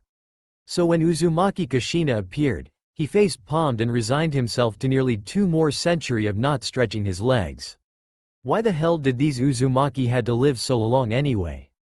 Mito didn't actually live whole 2 centuries, and he was not even sealed in her during her first 40 years anyway, but still. He was quite pissed when Mito passed her views on how to treat your tenant poorly to Kushina. And Kushina proved to be a good student by chaining him to a boiling rock that was floating in fucking sky. Well, it was a mindscape, but still, seriously? Counteracting the hatred that he constantly tried to force into her by falling in love with that wet noodle was the height of stupidity. The fact that the so-called wet noodle, Namikaze Minato, was so much senju in personality was even worse. He quite liked her fiery personality and her fierceness. There were a few traces of senju stupidity but she was mostly Uzumaki in personality so that was a plus point. He might have actually quite liked her if things had been different. But things weren't different, and then that day came. Now that he thinks back to it, he did become quite arrogant in all the years of peaceful sleeping and steamy back massages. Seriously, the only thing that hurt from being chained and impaled on that boiling rock was his pride. So he was quite pissed when another swirly-eyed bastard came and put him into an illusion before he could even realize what was happening, again. He was still happy though, Kushina was dying and there was no Uzumaki alive as far as he was concerned. There was this Naruto brat that was just born, but he was infant and half Uzumaki. So he was completely shocked out of his arrogance and happiness when the pathetic wet noodle Minato actually summoned the fucking death god to tear him apart and seal half of that piece in himself and the rest inside his son. It was no wonder he tried to stab the child. After being shoved into the seal with the grace of a meteor, Kyuubi huffed angrily. Pathetic wet noodle, pathetic red-headed MILF and the not-so-pathetic Shinigami, ruining his life and taking his freedom. And damn you fucking Madara for getting him in this mess. Well, at least he didn't live inside Kushina for 2 centuries, so that was good. And then everything changed. He was just planning to go to sleep when he heard that voice. Naruto was sleeping so he couldn't see anything but he could hear everything. And damn, the things he heard were shocking. He knew his father was big on love and peace, but to find that he killed his own mother? And then hearing how he was nothing more than a manipulating old man. Well, his respect dropped, a lot. It was always a sore spot for him to remember that his father's last moments were spent talking about bringing peace to humans instead of talking to his 9 crying children. He didn't even talk about Indra and Asura who were in the middle of a fucking death match while their father was dying. Seriously, was the whole Otsutsuki family nuts? He was glad that he didn't share actual blood with him, if that was true. Finding out how the Shinju was one out of 666 pieces of a primordial god was shocking to say the least. He was suddenly terrified for his existence when he realized that an existence on same level was outside near his new jail. He didn't need to know her powers to realize that she could probably destroy him for good, immortal or not. Hearing Death say that this Naruto would one day be close as brother to him made him scoff at the idea. But there was a small part of him that hoped that it was true. He would never admit that though. Even if he was threatened with death he would never admit it, but he was lonely. There were his siblings at first, but now they were all sealed. In the last 1 or 2 centuries, even before he was sealed, he didn't meet anyone who wanted anything other than use his power for their purpose. When Kushina spent a few of her final moments speaking to him, he was shocked. Hearing her heartfelt apology made his anger for her lessen greatly. What the hell was point of hating a dying woman full of regrets anyway? And she was just ignorant little child that believed her ignorant aunt. Watching the way Naruto was treated reignited his hate for humanity. And the way they continued their stupidity even after that Sandame trash, who was definitely planning something nefarious, executed that insect who tried to kill Naruto increased his hate far beyond the previous levels. How utterly disgusting are these humans to try to kill an innocent child? Yes, he was a demon, but even he was utterly disgusted and horrified at how far the humans could fall. He has killed his fair share of innocents, sure, but he never tried to do it without reason or desperation. Even less for any innocent child. That was the moment that every last speck of desire to fulfill his father's dream was erased. These humans didn't deserve peace. They deserved to be wiped out. At that moment another thought occurred to him. If these trash wanted to see Naruto as a demon so much, then they will get a demon. It was much better than being a human anyway. The Shinigami said that Naruto and he would be as close as sibling anyway. 6 months later, when he could one day suddenly see a floating and glowing Kushina, he was so shocked that he could barely process a thought for 1 whole week. Watching how Kushina did everything in her power to make her son's life even a little bit better made him even angrier at those pathetic humans. A mother defied death to stay with her son, and these trash couldn't even get over their impotent rage? It wasn't even rage most of the time. Most of these people came with some stupid thought that they would be treated as hero for killing the boy. Seriously, trapping the powerless Kyuubi in mortal flesh? Did they even hear themselves? He could hear when Kushina cried every night after her son went to sleep and apologized to Naruto for being a bad mother. He also heard her when she spoke to him, thanking him most of the time for being there for her son. She also said sorry a lot of times and spoke of how she would make sure her son would not be prejudiced and ignorant like she was. He felt his last bit of anger for her fade away with those heartfelt apologies.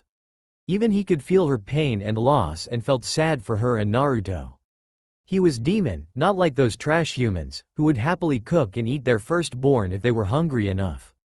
And thus he decided to make his thought of turning Naruto into a demon a reality. Which were also going to help Kushina raise Naruto in his own way.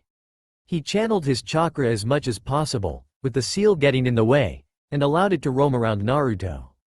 It was not much, but these low amounts now would make him resistant to its toxic effects and allow him to handle more of his chakra easily in future. The seal was also getting weaker slowly, so that was a good thing. At first he wanted to leave and be at peace, but now he wanted to see Naruto grow up. He wanted to be there to give him guidance and strength. It would also be quite funny if Naruto and he got close. He would certainly love to see the look on Yondaimi's face if he found that Naruto and he were close. He could also see that this was affecting his body and soul. He was more intelligent and was growing more intelligent day by day. And his body was getting stronger as well. He could also sense a few powers awakening inside of Naruto. He couldn't recognize most of them because they were so weak, but a few of them did feel familiar. The only one he could recognize now was the feeling of the same dense chakra that allowed Kushina to use her adamantine sealing chakra chains. He could not forget that so soon. So he helped in his own way from the inside, changing and strengthening the body, while his mother gave him knowledge on how to use the power that would be available to him one day. There were so many things that were wrong with his body from the start. Because of lack of vaccinations, mother's nutritious milk, and any good food, his immune system was shit. While almost his whole body was in shit condition. It was good that he continued eating the food even if it was poisoned, The poison was easy enough for him to take care of, and he could increase the nutrients exponentially in the food by mixing his chakra in it.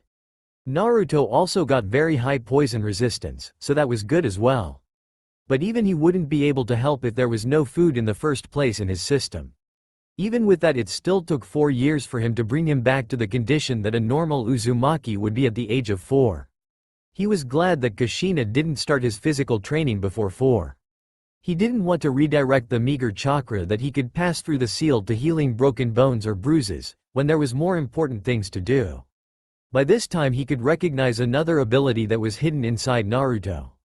He knew that there was a chance of it awakening in him since Kushina too held the DNA in her blood. That didn't mean he had to like it though.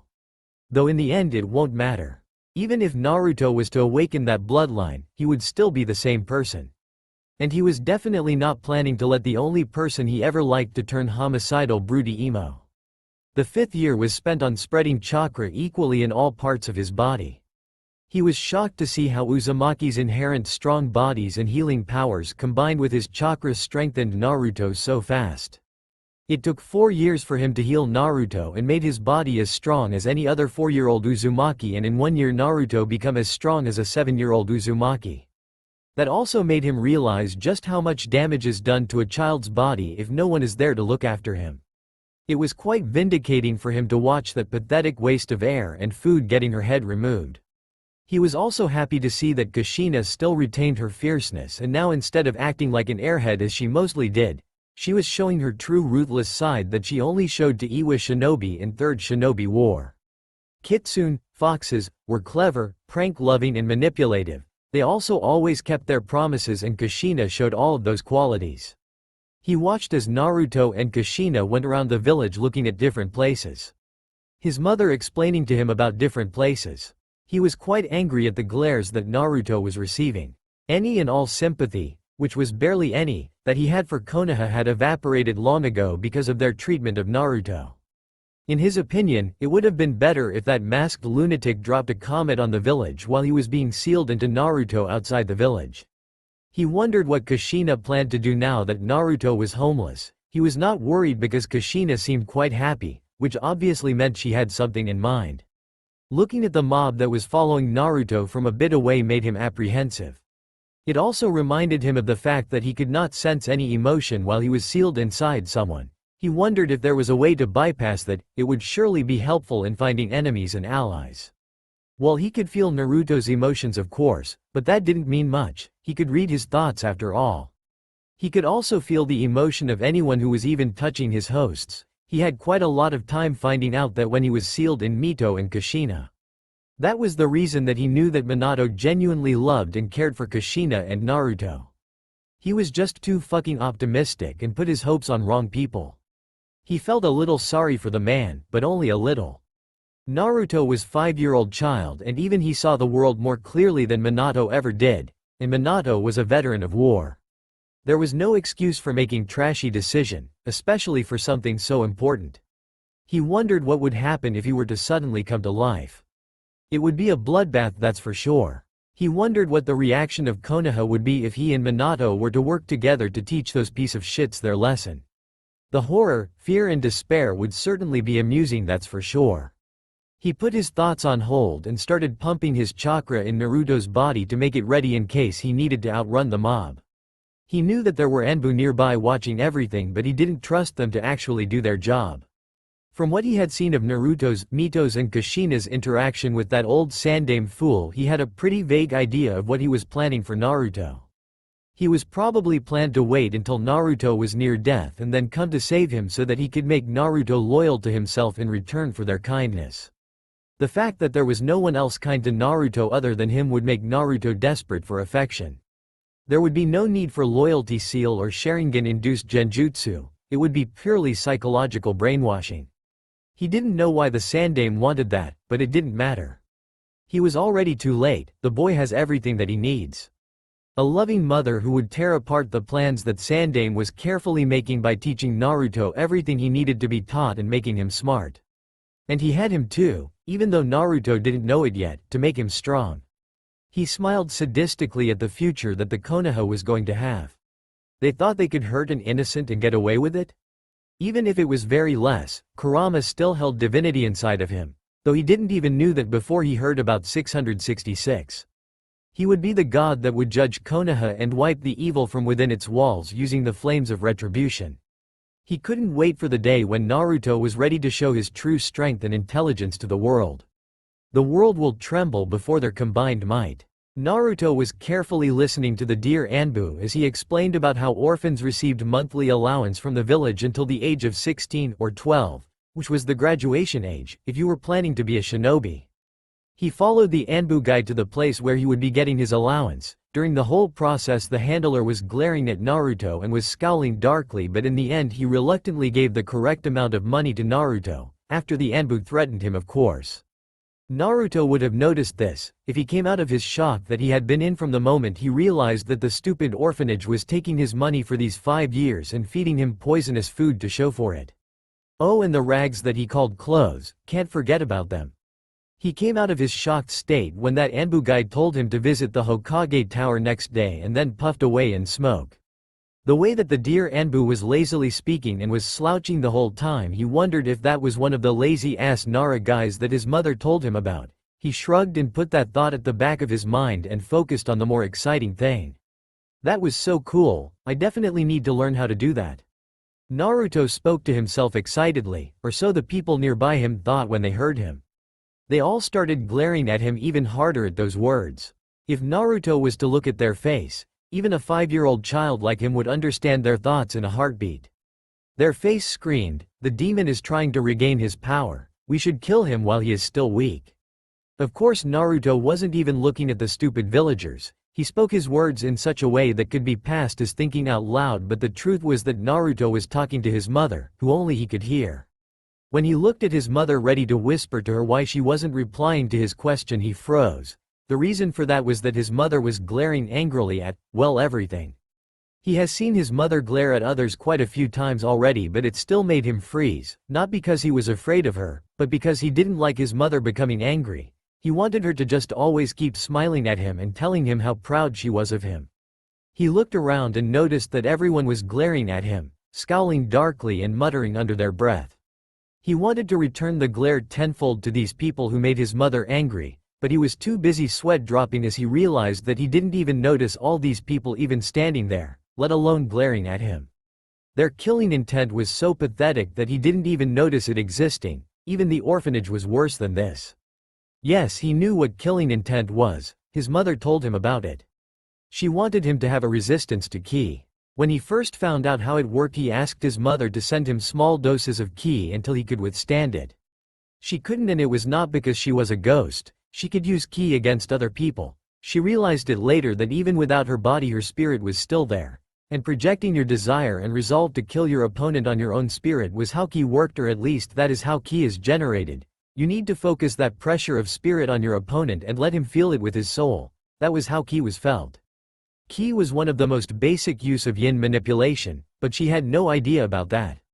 That was also one of the reason why the now dead matron didn't bother him too much. Of course some people are too stupid to be bought down by fear of death. Of course she couldn't use it most of the time because Anbu kept watch over him.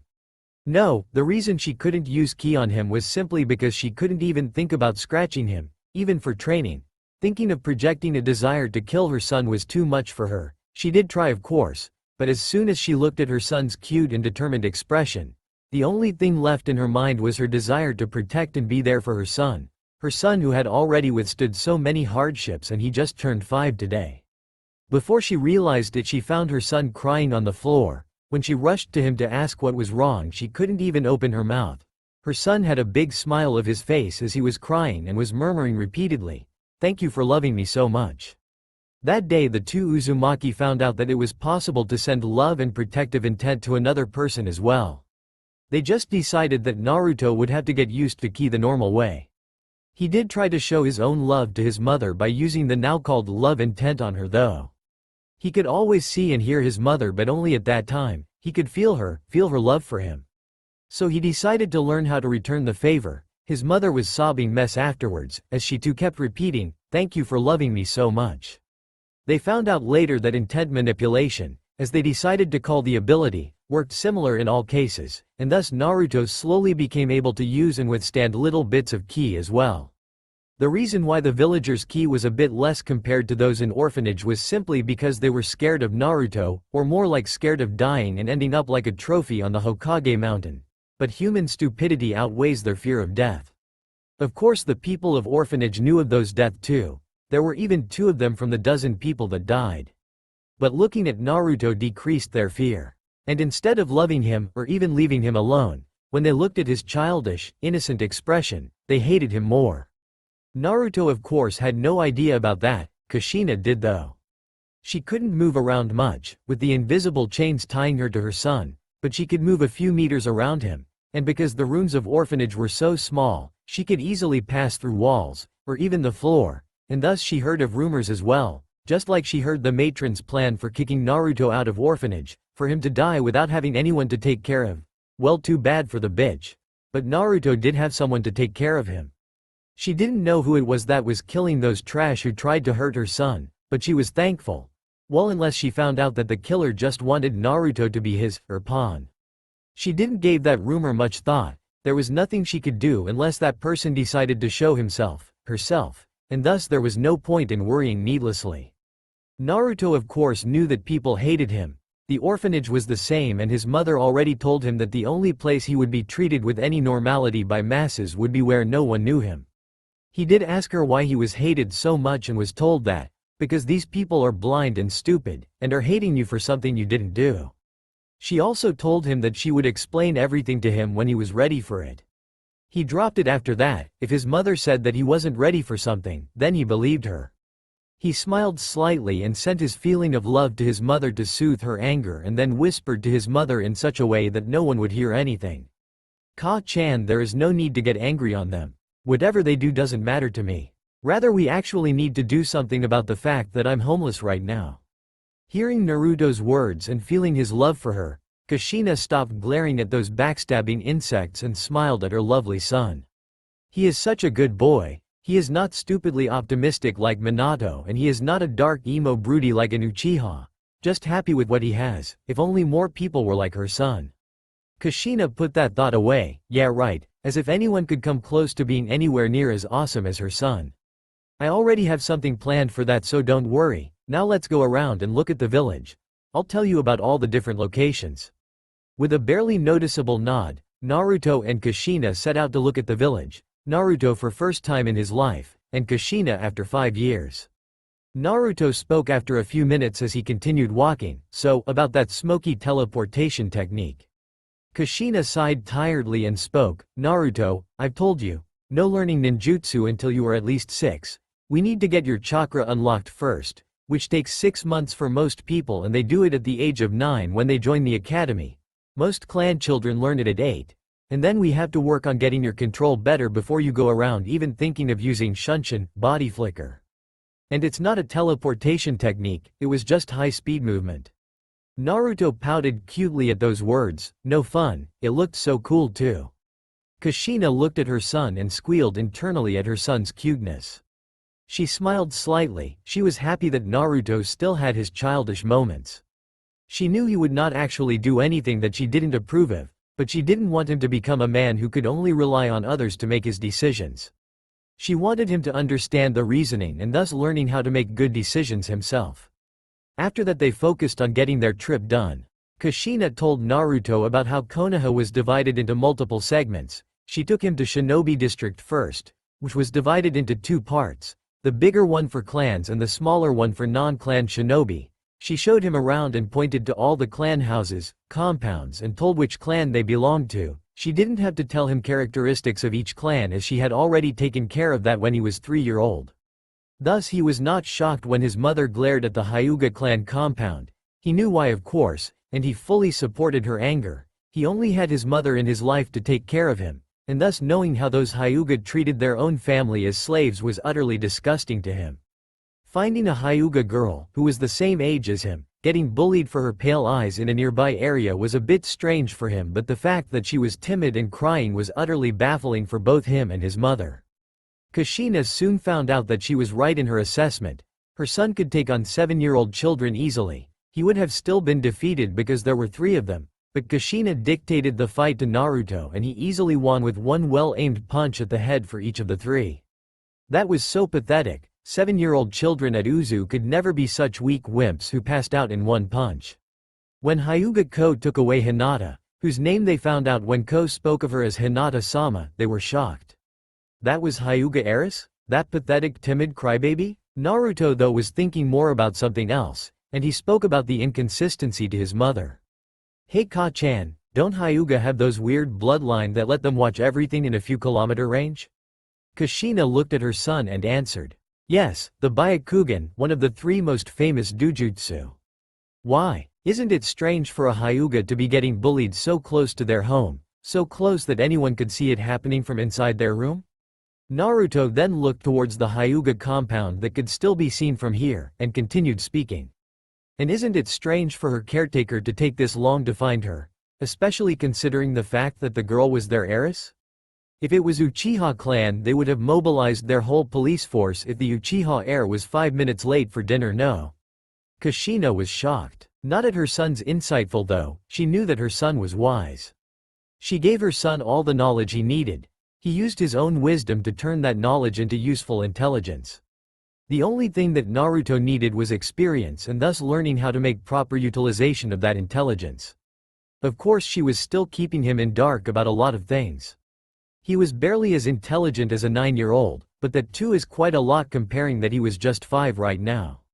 Not to mention, Naruto was impulsive, thought on his feet and cunning. Combined with all the intelligence she gave him, he was completely unpredictable.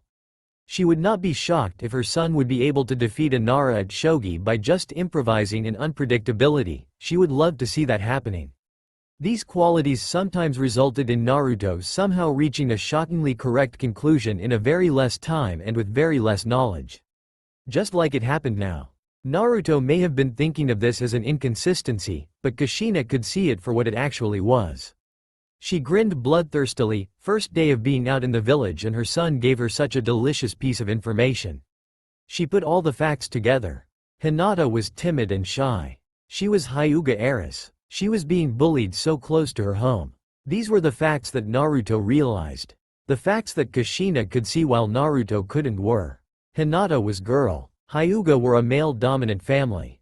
The Hyuga should have definitely saw the bullying, but they did nothing. The caretaker appeared seconds after Naruto defeated them.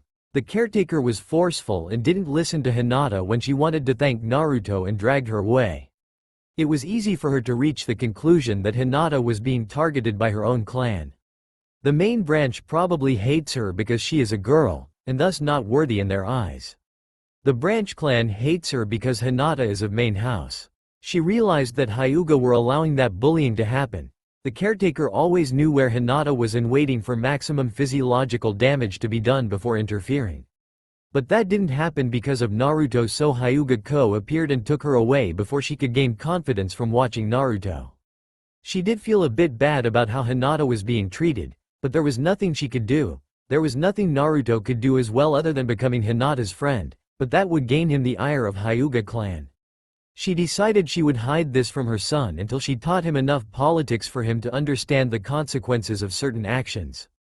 She was definitely going to milk it for all it was worth though. Such high-quality blackmail material was too good to not use.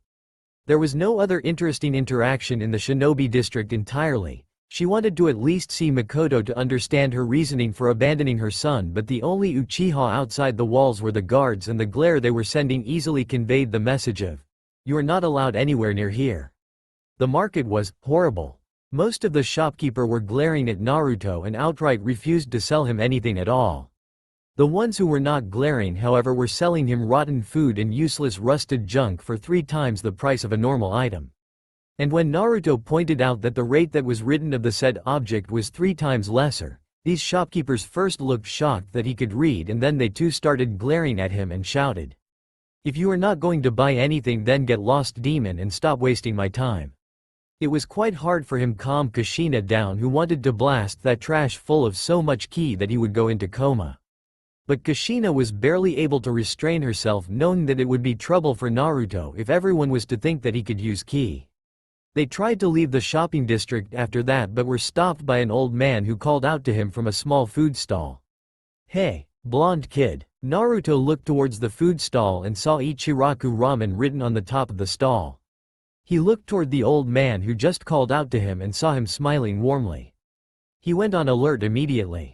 The last time someone smiled that warmly at him was when a couple came to orphanage to tell him that they were his real parents and that they lost him during Kyuubi attack and were here to take him back.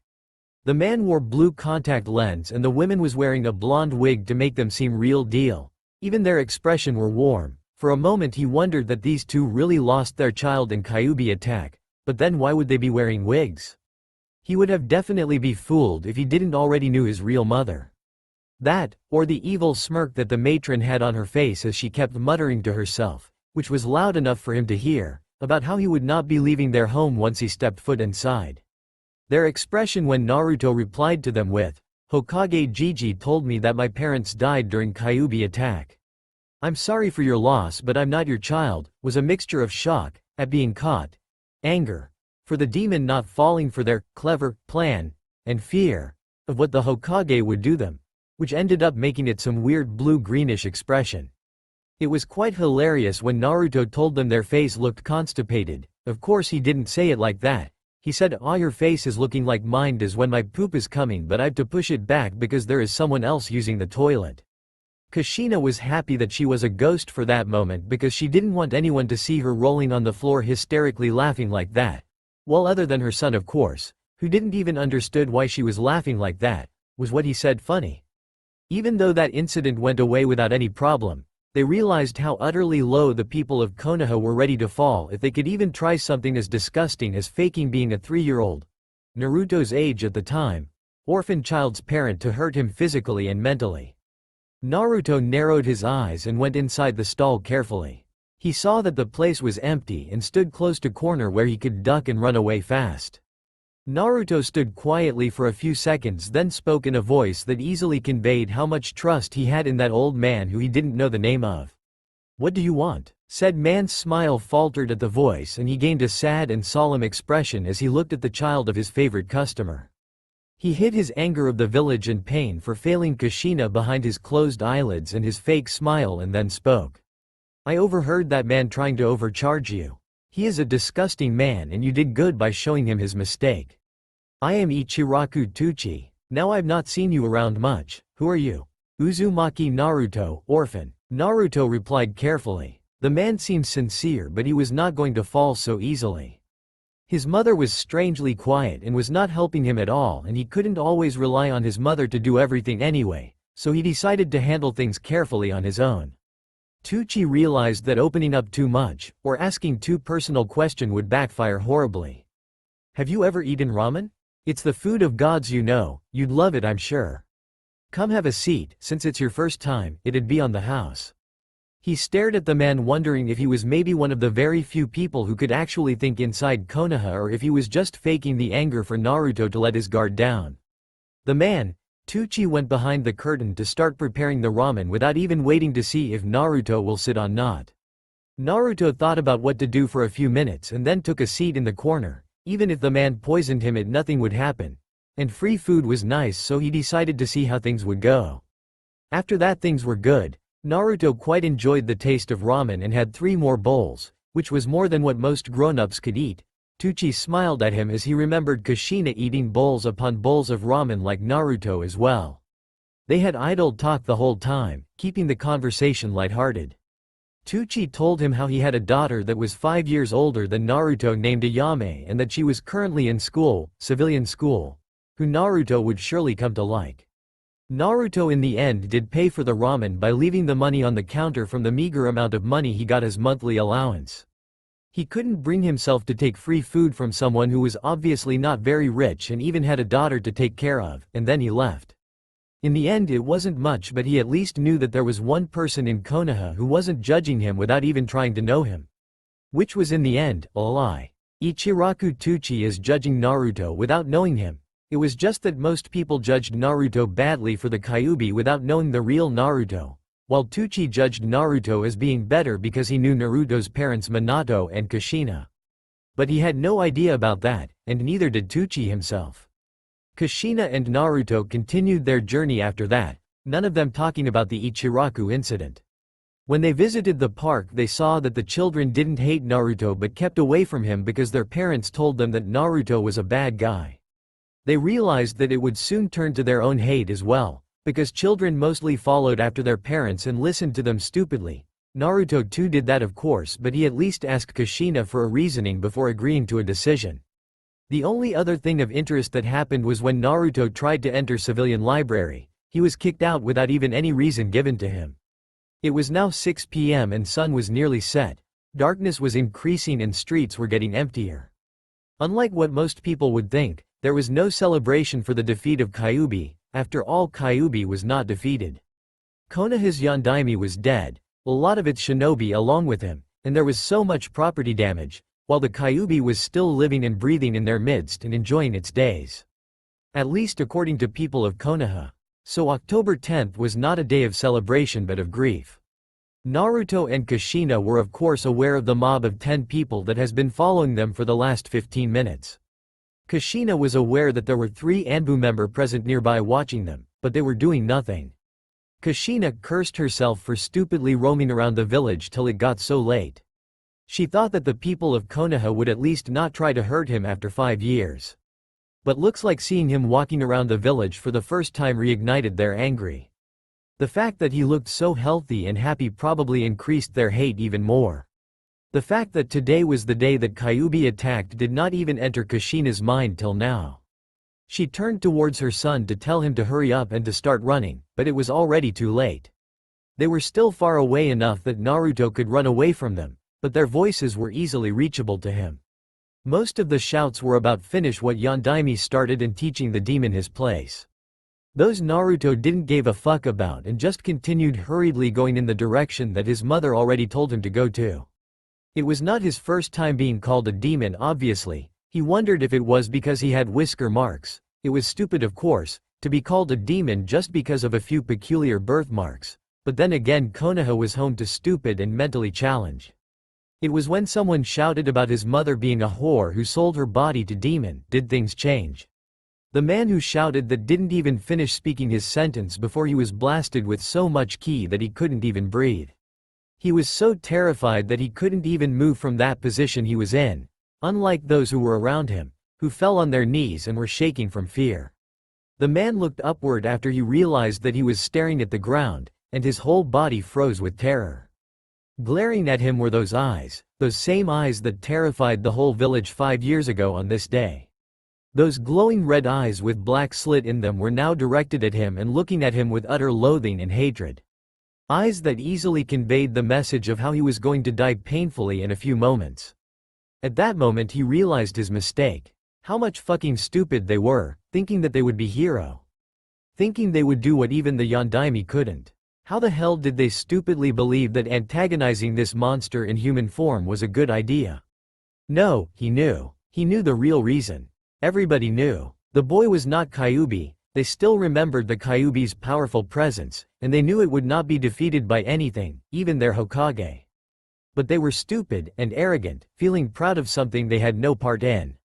In the end, they didn't even care for any reason, they just hated the boy because they could. They made his life miserable because they could. It was so satisfying, putting down someone beneath you, to feel that power in your hands, the power over someone else's life, over their happiness. They looked at the happy-looking boy going around the village today and forgot about all those corpses that were found on Hokage Mountain. Those corpses which looked like the remains of an animal which was mauled by a bear, and then feasted on by vultures. And now squelch. The eyes of everyone, Kushina, the 9 remaining mob, the 3 Anbu and the Sandaime Hokage, who was watching everything from his crystal ball, and Kyuubi as well, widened in shock.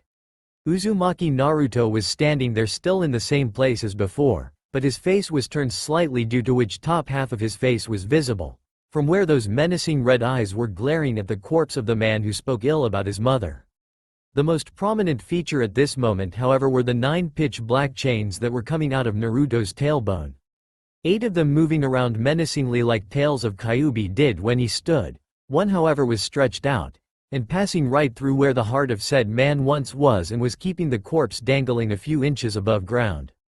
And then their horror grew, as they watched the corpse shrivel up in front of their eyes, looking like a 200-year-old skeleton in mere seconds, and a blue light that was definitely chakra run through the chains from the corpse and towards Naruto before being absorbed inside him. Everyone was terrified at seeing that happening, but it was Kyuubi who was the most shocked. What the fuck? Those were outer path chains. And with those words suddenly booming inside Naruto's mind did he break out of his anger-fueled haze. His red-slitted eyes became blue and innocent again, and the chains too disappeared along with the Ki. Huh, what was that voice? The change of Naruto's expression from hate to shock and confusion and his words broke the frozen moment instantly. Kushina was the first to act and shouted at Naruto knowing full well what was going to happen now. Naruto, run now. Naruto was fast and would have followed his mother's order immediately, but he was nothing compared to full grown-up Anbu members. Kushina and Naruto could only look in fear and horror as 3 swords from 3 different Anbu came closer to him, all pointing at a lethal spot. They were not even planning to let him live. They would have not made such a decision, but the key from a 5-year-old child could never be so terrifying, at least according to them. The fact that he killed that man in such a gruesome manner only increased that fear. And those red-slitted eyes sealed the deal. They knew that Naruto was not a demon and Kyuubi was sealed inside him, but what if Yondaimi's seal didn't hold and Kyuubi took over Naruto and decided to destroy the village? And so they moved in to kill, without even giving much thought to their actions, being ruled by their fear. Every single millisecond looked like eternity to Naruto and Kushina as the swords grew closer and closer. And then the world broke, literally. Everyone nearby, apart from Naruto, went slamming in the ground. The crystal ball that the Hokage had in his tower exploded. Every single animal and insect in the whole elemental nations ran with fear as they sensed the presence of a being that was so far above them that they would die by just coming in her presence. The people of Konoha, or rather the whole elemental nations, were only spared the same horrible fear and feeling of powerlessness because they still held purpose. They were still needed to forge Naruto's path to greatness, and for that to happen, she needed them arrogant, not broken tools cowering in fear. And thus the strongest being in existence stepped her foot again in this wretched place. To meet her dragon, everyone that was on the ground as well as Naruto could only look in horror, amaze as the crack in the world continued expanding and became a hole, and out of it stepped the most peculiar-looking being they had ever seen. The girl looked nowhere but at Naruto's face and she approached him slowly. Naruto too looked at nowhere but at the girl who looked to be 12 years old but felt like an immortal 10,000-year-old god. No, Ophis is not 10,000-year-old, she is much older. For those few moments Naruto noticed no one but her. Kushina could only look in horror as the strongest being in existence walked towards her son. She didn't even think that she would ever see her or death ever again so near her. And now she was walking towards her son with who knows what motive in mind. She couldn't even speak, let alone move, and it was not Ki or anything else holding her down. She was pushed to ground with her mere presence. It was so terrifying. A part of Kushina's brain that was out of touch with reality and was the source of her airheaded and eccentric moments was shouting in overdrive about, "My son just unlocked his chakra." Along with, "Oh my god. My cute son can use chakra chain just like his mother." And the last one was shouting about, "Oh. My manly son standing so defiant gly in front of a god." Needless to say, Kushina was a mess. Ophis had completely different thoughts entirely, and unlike others she spoke them openly. "My dragon, my Naruto. Finally I'm here with you, after watching you growing up for the past 5 years, I'm finally here." And thus shocking everyone including Naruto, she wrapped her arms around Naruto in a hug, resting her head on his neck. It would have been quite a comical scene, looking at a 12-year-old girl dressed in a bizarre exhibitionist version of gothic Lolita dress, hugging a 5-year-old boy who was wearing taters for clothing. But strangely it was a perfect scene, perfect in the same way that destruction and creation went hand in hand to each other. The moment she touched Naruto he felt himself freeze in shock. He could of course feel her presence just like everyone else, but unlike others it didn't feel oppressive to him, but more uplifting and protective, even when she was away from him. But now, he could really feel her vastness, he could see her infiniteness, he could see how utterly insignificant he was compared to her, but instead of becoming afraid like most of the others would have become, he grew to love that.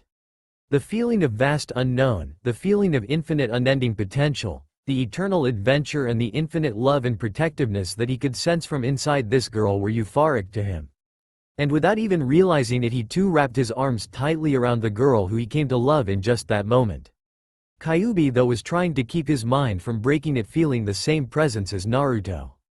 It was utterly terrifying for him, even if it was not for Naruto. Sensing the insane possessiveness she had for Naruto made him realize how lucky he was to decide to help Naruto. He was sure that not even his name would remain once she was done with him, if he was to hate or hurt Naruto. The girl's eyes then turned towards the insects that were just about to harm her Naruto, and she spoke. I should have realized that you humans would not learn and still continue your endless stupidity even after I left all those corpses as warning to stop your attack on my Naruto. Kushina and the rest widened their eyes at hearing those words. She was the one who had been killing everyone who tried to hurt Naruto, demon. Not caring about their thoughts, Ophis continued speaking. You tried to hurt him, you tried to hurt what is mine. You tried to take away from me my beloved dragon. You failed physically, but you still hurt him mentally. You made his life miserable, and now I will make your death miserable. You will have the same end as the other ones. You will be punished until you lose your mind, and then your soul will be destroyed. For daring to take from me what was mine, I'll take away from you everything that is yours. You won't get to join your loved ones, you won't get any chance to reincarnate, and you will end. And with those horrifying words that utterly destroyed their hopes to at least meet their loved ones in afterlives, Ophis turned away. 12 holes just like the one Ophis appeared from, opened beneath the 9 remaining mob and 3 Anbu, and they disappeared screaming for mercy. Kushina looked mesmerized as Ophis and Naruto approached her. Her son had that beautiful and innocent smile on his face that she always thought was angelic. But right now, looking at his face that had no pain, horror or sadness at the fact that so many people were thrown to a fate far worse than death, made her wonder if it was the true face of demon. She didn't know, she didn't care. Those insects tried to harm her son, they deserved eternal torture in her opinion. And the only thing that mattered to her was being there by her son's side no matter what. Helping and guiding him without caring if he was to walk the path of an angel, the path of demon. Kushina looked at her son, an infinity dragon god holding hands, and smiled to herself. Or the path of dragon. Naruto was speechless. Kushina, his mother who was floating on his left like always, was smirking at his slack-jawed expression. Ophis, whose name he came to learn during his walk to this place, was staring at him with her emotionless face. Her head was tilted slightly, and she looked very cute with that expression, though he could feel that she was thinking, are you stupid? Of course you have one. But seriously, how the hell was he supposed to know that he was not piss poor with the way he was living till now? He took a step back and looked towards his right and could see the walls stretching quite a bit far and a forest after that. He looked towards his left and saw the same wall stretching quite a bit and a lake after that.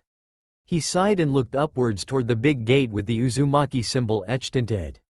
He had a fucking house the size of Uchiha clan compound all to himself? What the fuck? And the stupid house had a lake and a forest connected for unlimited food and water? What was he going to find next?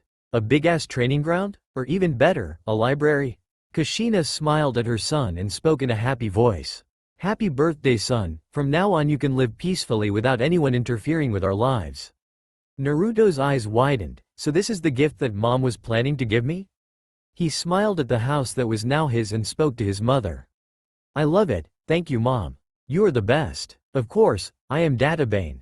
Uzumaki. Kushina's face burned with embarrassment as her son looked at her with wide eyes shining with happiness and admiration. Damn it, I thought I controlled that habit of mine. She was still happy though. That verbal tick only came out when she was happy and excited, something that she has not gotten much in last 5 years. That is so cool. Mom has tics similar to mine. Kushina saw Naruto shouting excitedly, jumping around happily. She smiled seeing that her son was still innocent and happy. She was worried what would happen to his mental health when he killed that trash who spoke bad about her. She decided she needed to teach him control over his emotions first. It would end badly for Naruto if he went berserk every time someone badmouthed her. Though there was a part of her that was very happy with how Naruto got enraged for her sake. And there was so many other things to teach him as well. Now that he has unlocked his chakra and the chakra chains, she needed to teach him how to control those too. Because of the death, or rather disappearance, of 10 civilians, or more importantly 3 Anbu, things would get hairy very fast in Konoha. At first she was planning for Naruto to make a few appearances in village every week so that no one would wonder where he went. That was now not possible. Even if the Anbu were to not do anything, the civilians would definitely try to lynch her son. Not to mention, with the way those Anbu were not doing anything to disperse the mob made her finally come to same conclusion that the Kyuubi reached ages ago. That third Hokage Hiruzen was trying to brainwash Naruto. He was probably planning on the mob attacking Naruto and doing a lot of physical and psychological harm on Naruto and then save him before things went out of hand, either himself or by using his Anbu.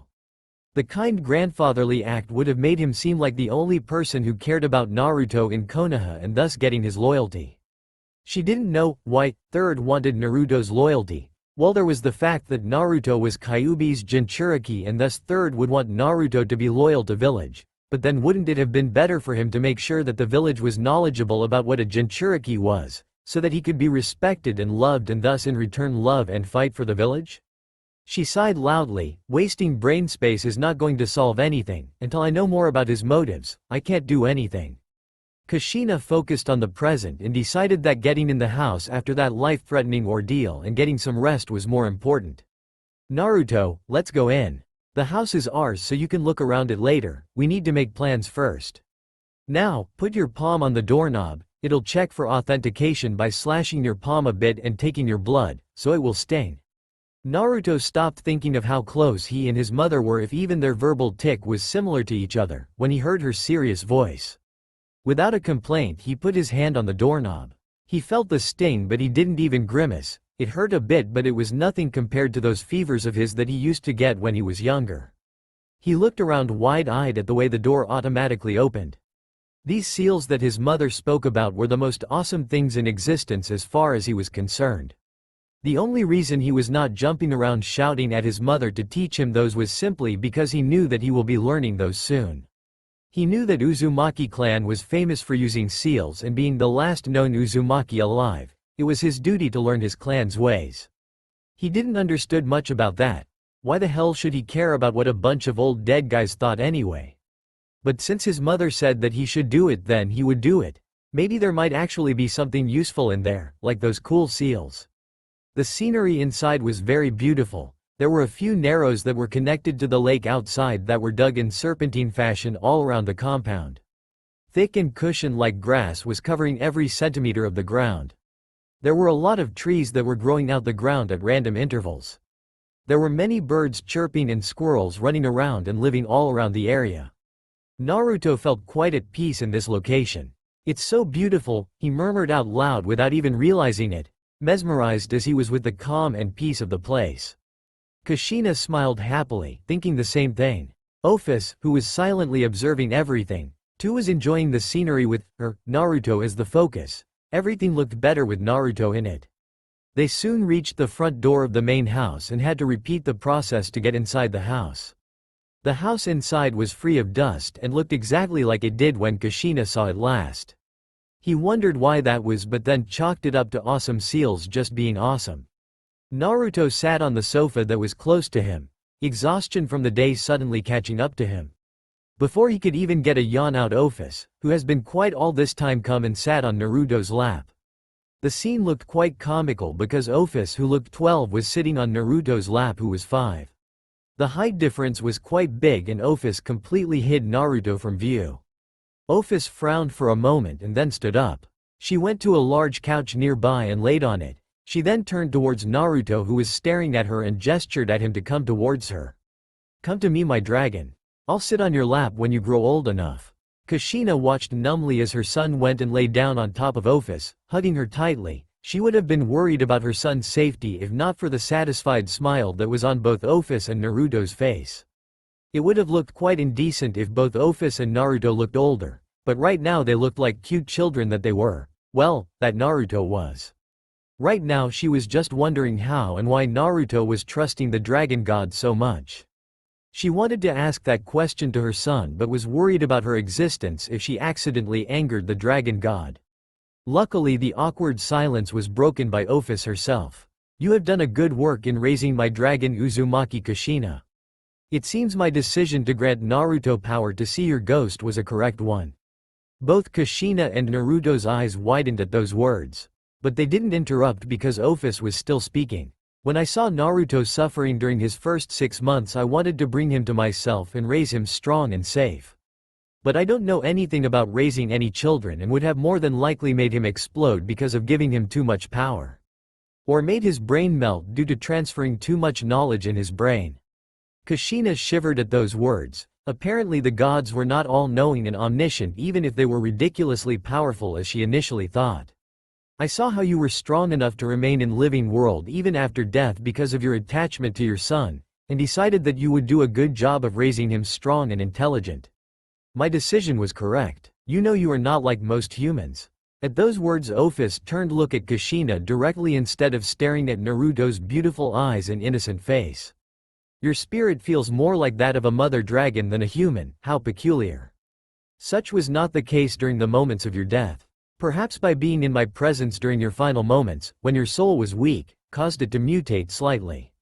I'm not saying that you didn't love your son before, I'm just saying that your love now is far more fierce in quality.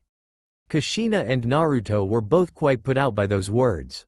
If what they understood correctly, then if Ophis didn't visit Naruto during Kushina's final moments, then there was a chance that Kushina would not have stayed with her son.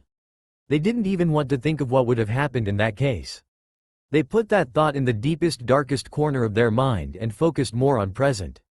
Naruto sobbed slightly and hugged Ophis much tighter and put his head on her neck and whispered just loud enough for Ophis and Kushina to barely hear. Thank you so much. I don't know what I would have done if I didn't have mom and you looking after me. Say, is there any way for me to touch mom? Kushina wiped her own tears away, wanting to hear Ophis's reply for that question. Ophis was silent for a few seconds and then spoke. When I visited you 6 months after you were born, I gave you a very small amount of my energy. Here Ophis created a snake from her fingertip, which resulted in Naruto looking at her starry-eyed. Kushina realized that the snakes were not actually snake but pure energy shaped in form of snake. I focused that power to strengthen your soul, or as you people call it, yin. I focused it more towards your eyes so that you would be able to see the souls. There is a chance that it also increased your intelligence slightly. I didn't use much because, as I said earlier, your body is still weak, and so is your soul. You would explode if I gave you too much of my power. You would have achieved same ability if you continued growing up normally in a few decades, but that was time you didn't have. You can't, theoretically, touch her if your soul was far stronger, but to reach that level will probably take you a few centuries, at the very least. It would just be easier for you to learn how to leave your own body without killing yourself and then returning to it later, or just bringing your mother back to life. Kushina and Naruto were looking wide-eyed at those shocking facts. Kushina was wondering, when Ophis did that to Naruto with her looking after her son 24/7, but just put it out of mind right now. There were more important things at the moment. The knowledge that yin was soul was taught to everyone in academy, but Kushina didn't actually pay any attention to that. Probably no one did. Finding out that yin was actually soul shocked her to core. Does that mean that ninjutsu could hurt me? Since they are part yin? Spoke Kushina with worry. That was dangerous and she would need to be a lot more careful. Ophis looked at her as she was crazy and spoke in the same monotone. I just told you that Naruto can't touch you. You can't punch something if you can't touch it. And those measly parlor tricks that you call ninjutsu are nothing more than more powerful punches. It needs more than being yin to touch a pure soul. It needs a lot of yin energy, which none of you humans possess. You won't be harmed because you are completely spirit, and a soul is much too powerful to be harmed so easily. There is a reason that soul is called immortal, you know? Only another pure soul can harm another pure soul. And by pure soul I mean a soul which is separate from body. Not that good or evil crap you humans sprout wherever you go. Kushina and Naruto nodded thoughtfully at those words. That made a lot of sense. At that moment someone else decided to intrude in their contemplation. The wielder of Rinnegan, Otsutsuki Hagoromo, or as you may know him, Sage of Six Paths, was able to touch and rip souls out of humans. He was even able to read through their memories in an instant.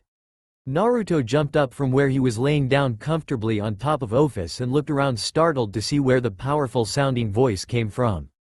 It was the same voice again. Mom, did you hear that voice now? That was so cool and powerful sounding voice. Naruto spoke excitedly. He then conveyed what the voice said before anyone could even answer. Kushina was scared that Kyuubi would hate Naruto because she kept him chained like that and treated him so badly, so she was quite thankful when she heard from Naruto that Kyuubi was instead giving them information. At least Kyuubi didn't hate Naruto for being her son. That was something that made her feel even worse about herself, considering she didn't even try to know him before she started hating him. Before Kushina could say anything, Ophis spoke first. And this Rinnegan that you speak of, what is it? Is it possible for Naruto to have it as well? Are there any others that possess those? Kushina stopped herself from speaking at that. She realized that it was more important to talk about those things first. The sound boomed inside Naruto's head again, answering Ophis. Kyuubi explained everything from his side of the story, all that he knew at least, which Naruto was telling word to word to his mother and Ophis. He told about how he and his 8 other siblings first opened their eyes in front of Hagoromo, how he told them about the Shinju and about his mother being an insane mad woman, about his and his brother Himura's life and fight with Jubi and then their mother, along with their goals in life. Kyuubi then told his audience about the things that he himself saw in life and realized that his father was bigoted, and either too optimistic or too stupid, which were probably same thing in the end. And thus the Shinigami sealed me into you, Naruto. And I've been helping you by healing your body all this time from those poisons and malnutrition. That was probably the reason why you awakened the chakra chains so fast. As to the dragon's other question, I think Naruto will awaken Rinnegan eventually anyway.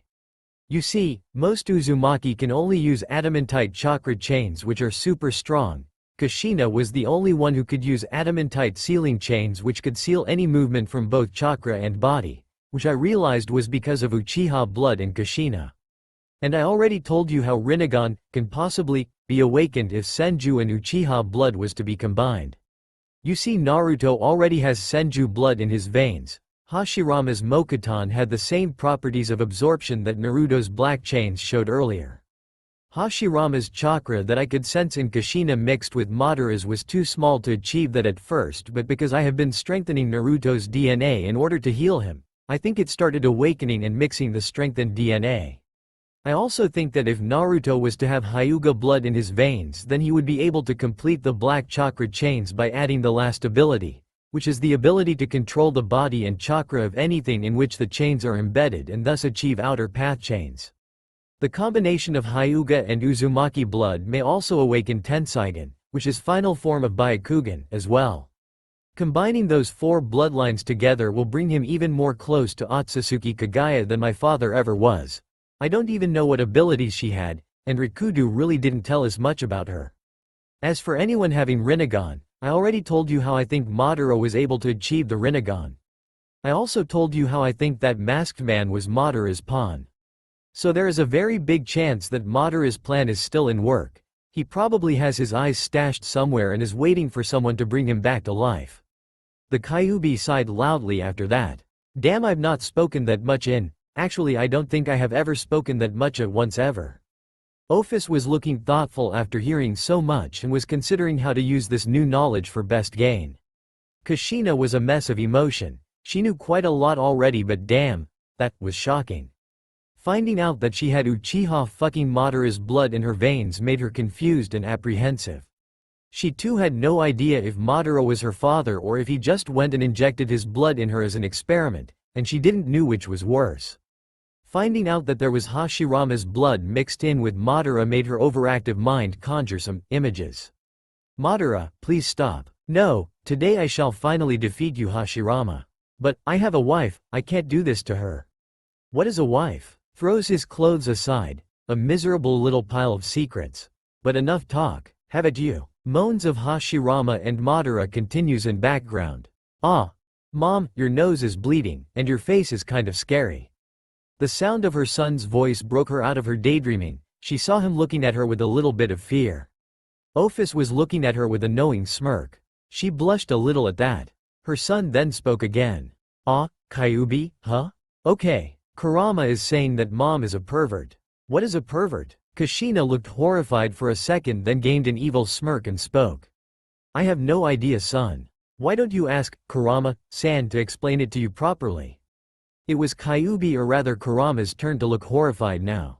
Explaining what is pervert to a 5-year-old child? No. Damn you, Kushina. Kyuubi then sighed. Well, if he was going to do it anyway, then he will make sure to corrupt Naruto and make him a legendary pervert the likes of which the world has never seen. He laughed evilly at that thought. Uzumaki Kushina would rue the day she tried to prank the mighty Kyuubi, Ru. Kushina continued her speculation of the story. Knowing about all these powers and how Naruto could achieve them was actually quite nice.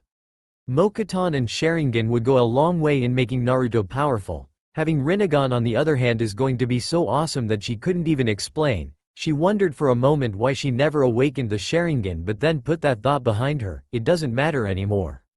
The last part was about the Hyuga blood. She was disgusted by the thoughts of a Hyuga's blood flowing through her lovely son's veins.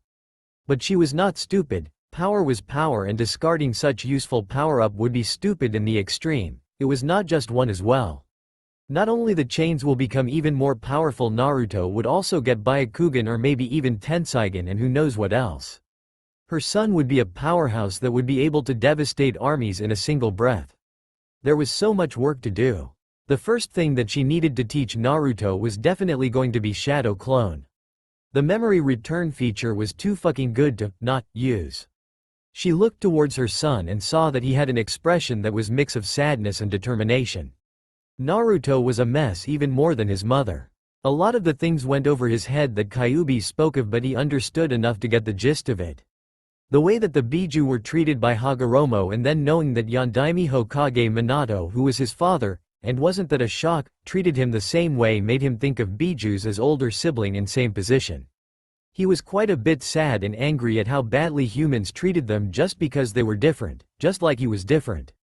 Finding out that the reason he was hated was because he had Kyuubi sealed inside him was shocking. He was a fucking 5-year-old child, and even he knew how the sealing scroll worked. How the hell these people not see him as jail but rather as jailer was beyond him. They didn't even try to know Kurama and just assumed he was bad without any reason at all. But in a way it was good. Because of this he understood that Kyuubi was not at fault, just like he never was. At first he used to think that Konoha was hating him for something that he or his father, mother did. Or perhaps even because of a misunderstanding. And he was sure that they would be able to see their mistakes and stop hating him in future. Hearing how Kurama and his siblings are being treated with same hate and fear, where no one even tried to know them for nearly 1,000 years now, made him realize that such was a stupid and naive thought. He knew that not every human must be like that, and most probably just went with the flow so that they would not be ostracized in society. But to him, not doing anything even when you knew yourself to be wrong was even worse than doing bad things because you didn't know any better. There must have been quite a lot of people that were actually open-minded and tried to do something, but they were probably less than 1% of the planet's population. He felt that Otsutsuki Kagaya and Uchiha Madara actually had the right thought. Humans can't be trusted to even breathe correctly without setting someone else on fire. But they definitely went about it the wrong way. He didn't know a better way yet, and he didn't care. He only cared about his mother, Ophis and Kurama. And thus he only cared about living peacefully and happily with them. He was fine with just what he had and wasn't going to go around taking from others, unless they didn't deserve it. And of course anyone who tried to harm him would get punished and destroyed, but he wasn't going to go around killing anyone who breathed. That would be utter waste of his time. Naruto looked at his mother and Ophis and smiled and spoke. I am not going to waste my time going around hurting anyone, but I will destroy anyone who comes to harm me and mine. I only care about having fun and living a happy and exciting life with my precious people. And any who try to ruin that will be destroyed. And for that I will become smart and powerful, so that I could protect everything that I love. Naruto finished his heartfelt speech excitedly. Kushina had tears in her eyes at how caring and kind her son was even after being treated so badly. She too realized that wasting time going around squashing those ants is pathetic. Rather killing any pest that came your own way and then go around living your life happily was a much better option. Kurama smirked to himself after hearing Naruto's thoughts and words. For so long had he wanted to have companionship, to have a friend. He had lost hope so long ago, but finally someone who saw the Biju as they truly were did appear. Looks like his father was not completely wrong. He was sure that Naruto was the prophesized child that was supposed to bring all 9 of the siblings together. He also knew that Naruto would bring peace to this land. He didn't know how, though. Naruto may just go and kill all humans on the planet and that too would bring peace for the planet and the nature that was being abused by humans. Frankly, he didn't care. All that he knew was that things would be interesting. Office didn't care about anything other than watching her Naruto and his happiness. She had no problem if he destroyed this planet or left them to kill and eat each other. She would however make sure that he gained all the power he could from this world before leaving this place. Office started making plans on how to get Naruto strong as fast as possible. Getting him books from a world where no superpower existed and thus humans were much more scientifically and technologically advanced seemed like a good place to start. She also remembered a few things that she collected from her journeys across the multiverse and decided to give them to Naruto. It was not like she made use of any of them. By the way, can Office explain what she is? I don't know anything about you other than what I speculated and I'm sure Naruto would love to learn more about you as well. Kurama spoke to Naruto, who then told Office with clear excitement shining in his eyes. Kushina too wanted to know about Office. I am Office, Ouroboros dragon and infinite dragon god. Primordial god of infinity, nothingness, destruction and void. With that Office stood silently staring emotionlessly at the faces of Naruto and Kushina. After 30 seconds of silence and realizing that she wasn't going to continue, Kushina spoke. So, how were you born? Office tilted her head slightly and looked down on the ground in contemplation. Kushina heard Naruto whisper so cute at that and she had to agree with her son. I don't know, I was just there. Naruto then spoke excitedly. Are there any other primordial gods? How are they different from normal gods? Can I become one too? Kushina looked incredulously at her son. Did he just ask if he could become a god? Well, at least it was quite a nice aim. Office replied calmly and with a smile. There are a few more. Primordial gods are forces which have and will always exist, and we rule over those. I am destruction. Great Red is creation, illusion, dream and hope. Death, well, he rules over death and decay. 666. He is god of life and evolution. What? Oh, me too, what? Kurama and Kushina cried out in shock at hearing those last words. And Naruto, he copied them because it looked exciting. Office's eyes twitched a little at being interrupted so rudely but let it pass. Naruto would be sad if she was to destroy Kushina or Kyuubi and she didn't want to make Naruto sad. Kushina gulping down her fear when the oppressive atmosphere that came from interrupting Office disappeared again. She knew it was stupid but damn she couldn't keep her shock at that bit of knowledge. Office continued after that when it became clear that she wouldn't be interrupted. 666 is god of life, evolution and transcendence. There is more than just being born and dying, the process in between, the life, the growth that every being or object has, is what 666 represents. Now before you interrupt me, let me clarify it to you. The concept of evil and good that you humans have is stupid, pathetic and useless to us. 666 wanted out power, he attacked us. I don't care if he had good intentions or not. I and Red tore him apart. We were planning to kill him to clean him. You see, as primordial can die, but we can't be destroyed. If one of us if killed, then we would born again just without any previous memories or experience. We wanted to do that to 666 so that any stupid ideas he had in his head would be destroyed, but he survived being torn into 666 pieces. I guess it was our fault that we didn't try to disintegrate him, but it doesn't matter. We weren't trying hard anyway. Killing a god is hard. Killing a primordial is impossible for anyone other than another primordial. Kushina and Kurama felt a chill run down at those words. That was scary as fuck. Naruto on the other hand was vibrating with excitement. Her son was strange, he was so smart and mature one moment and then so childish the next. Well, she herself was like that, so it was not that strange. Office continued after that. There is also a primordial god of time and another one of space. Though I have no idea where the god of space went, he has not been seen for a few millennia now. Those are all the primordial gods. Well, most of the so-called gods are just people who are stronger than others and easily stand out. Like that Rikudo guy of yours. Some of them do connect with other things, like sun, earth, lightning, etc. And become god of those elements. Those are stronger than the rest. A true god is one which gains power from belief. The more people who believe in that god, the stronger he is. Primordial don't need that though, we are one with what we represent. Even if no one prays to infinity, everyone knows that it exists and that alone is enough to empower me. There can be many God of Sun, but there can only be one primordial God of infinity. I can, however, allow someone to represent me. That is why there are minor gods of time, space, life, death, creation and destruction as well. There is one God that is better than most others around him. His name is Shiva, and he is the God of destruction in my stead. To me though, one will become a true God when your body and soul are completely one with each other. At that point you won't need a body to stay alive, and thus would be able to regenerate a new body even if you were blown up to molecules. And your body will keep your soul chained. At that point, you will transcend being a normal living being. The concept like shape, structure, of body will become useless. You would be able to change your body to anything you want. Just like I am currently doing, by being in this human form. You will be able to give birth to your own soul in form of avatar like Vishnu does. Yes, you could become primordial God.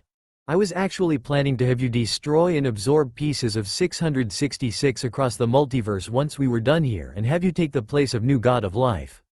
Kushina and Kyuubi were both looking wide-eyed at all that information, especially the fact that Naruto could become a god and Ophis even had plans to make him a fucking primordial god with equal strength to her.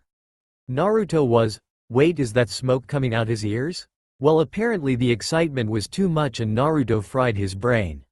Well, good riddance, I mean, thank goodness, it was such a late night anyway, and Naruto definitely deserved some sleep. Tomorrow was definitely going to be hard on him with his training starting and all that.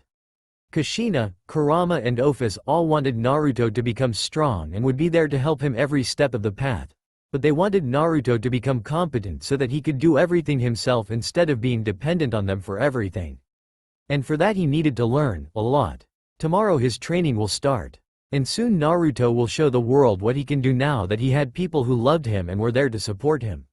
The sky was red and full of black smoke rising from earth. Water? Well, he wasn't sure that there was any left anymore. There was lava oozing out of cuts and trenches in the earth.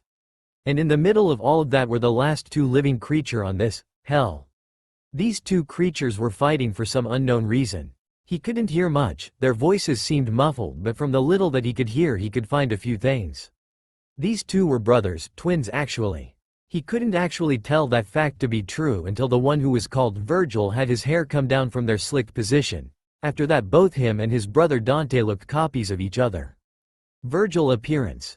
Google, Devil May Cry 4 Virgil, first image. Dante appearance. Google, Devil May Cry 4 Dante, first image. He also learned that both of them were Nephilim. Initially he had no idea what that word meant. But from their words he later understood that Nephilim meant a child born between a demon and an angel. The fight, well, he has never seen something so amazing. Virgil only used one sword, that beautiful white katana that he had. At first Naruto thought that he was sending energy blades or even air pressure like ninja of his world did. But later he realized when Virgil showed his teleportation that the blade was an actual dimension slasher. There were also those ethereal glowing blades that Virgil summoned and used as a long-range weapon. Dante on the other hand, while he too had only one sword, but his sword had the strange ability to transform into other weapons like a scythe, two big shuriken, an axe, spiky gloves, icy nunchaku, twin swords of fire and air, an electric guitar, and by electric he meant that it threw lightning attacks on the enemy, and a few other things. He also had a set of two guns which could also change into different forms, a shotgun, an energy gun, a suitcase, and wasn't that a surprise until the suitcase turned into a machine gun and then to a laser gun and then a fucking plasma launcher and then finally into a flying thing that could shoot a dozen homing missiles at the same time, and a few other things. Well, though it may seem that Dante had a lot of advantage, it was not actually true. Though Virgil's sword did not change, they offered just as many abilities to him. Dante favored speed and power a lot and thus fought like a berserker. Virgil though favored accuracy and precision and fought like an assassin. So in the end the fight was bloody awesome. The carnage those two were unleashing onto the world was beautiful. After a 6-hour-long fight, that seemed more like centuries long, it ended. Both of the brothers ended the fight with a hug. The scene would have been peaceful if only they didn't have their sword embedded into each other's hearts. And with their last breath Naruto felt the world around him darken. Naruto opened his eyes and stared at his bedroom's roof that he saw that every time he woke up, did he came back or he was always in his bedroom and all that he saw was just a dream. But, it didn't look like a dream, it didn't feel like a dream. He sighed and closed his eyes back again. At first that fight was amazing and all but later near the end it became so much more. He could feel it, without any words being exchanged. He could tell that those two brothers were broken. They were all that remained in an empty world filled with fire and smoke, of course they were broken. But, Naruto opened his eyes again and looked towards his right, black eyes full of love, protectiveness and possessiveness stared back at him. Even if we are the last thing on this planet, I'll still be happy because I will be with you. His beloved goddess smiled at him and brought her face forward to kiss him. Their kiss was wet and sloppy. He dove his tongue in her mouth and wrapped it around her own and started sucking and licking, and immediately felt his mouth filled with delicious liquid. He could think later about what he saw. Right now he needed to get his daily dose of Office-chan's body. And with a thrust he started his morning with the same thing he ended his night with. Before she left the dimensional gap to join Naruto she thought that she would come to understand the reason for her attraction towards Naruto if she was near him constantly, observing him. She was stupid, she still had no idea how and why she felt possessive of him. The only thing that happened was that she instead also fell in love with him. She saw the handsome form of her beloved dragon as he walked out of the bedroom after getting changed. Most of the time she too joins him in his bath but today she wanted to spend some time alone thinking. Well, she did think and came to a realization that she didn't care about why and how anymore and only about the fact that she did indeed love Naruto. She looked at his smile emotionlessly like always. That stupid child didn't even realize the fact that only he could truly see her. Not even the other primordials could tell her emotions, but Naruto? Well, he could read her like an open book. Even the most muted emotions were caught in an instant by him and she had no idea why. Office-chan, how'd I look? Office then, after hearing and processing Naruto's question, focused on his attire. Naruto's default appearance from now. Google, Banpai Akira Yakumo ran, and check the first image. All the white and blue in the dress is black, the black is red. There are no foxtails and fox ears yet. And of course the eyes are blue. Yes, the hairs are like this and not spiky. The reason for this will be explained later in story. On the front part instead of that symbol in blue, the symbol is of Uzumaki spiral surrounded by the symbol of Ouroboros, i.e. two snake biting their tail and making an 8 structure. Symbol of infinite as used in DXD. Inside the two ovals of 8 structure are the Uzumaki spiral.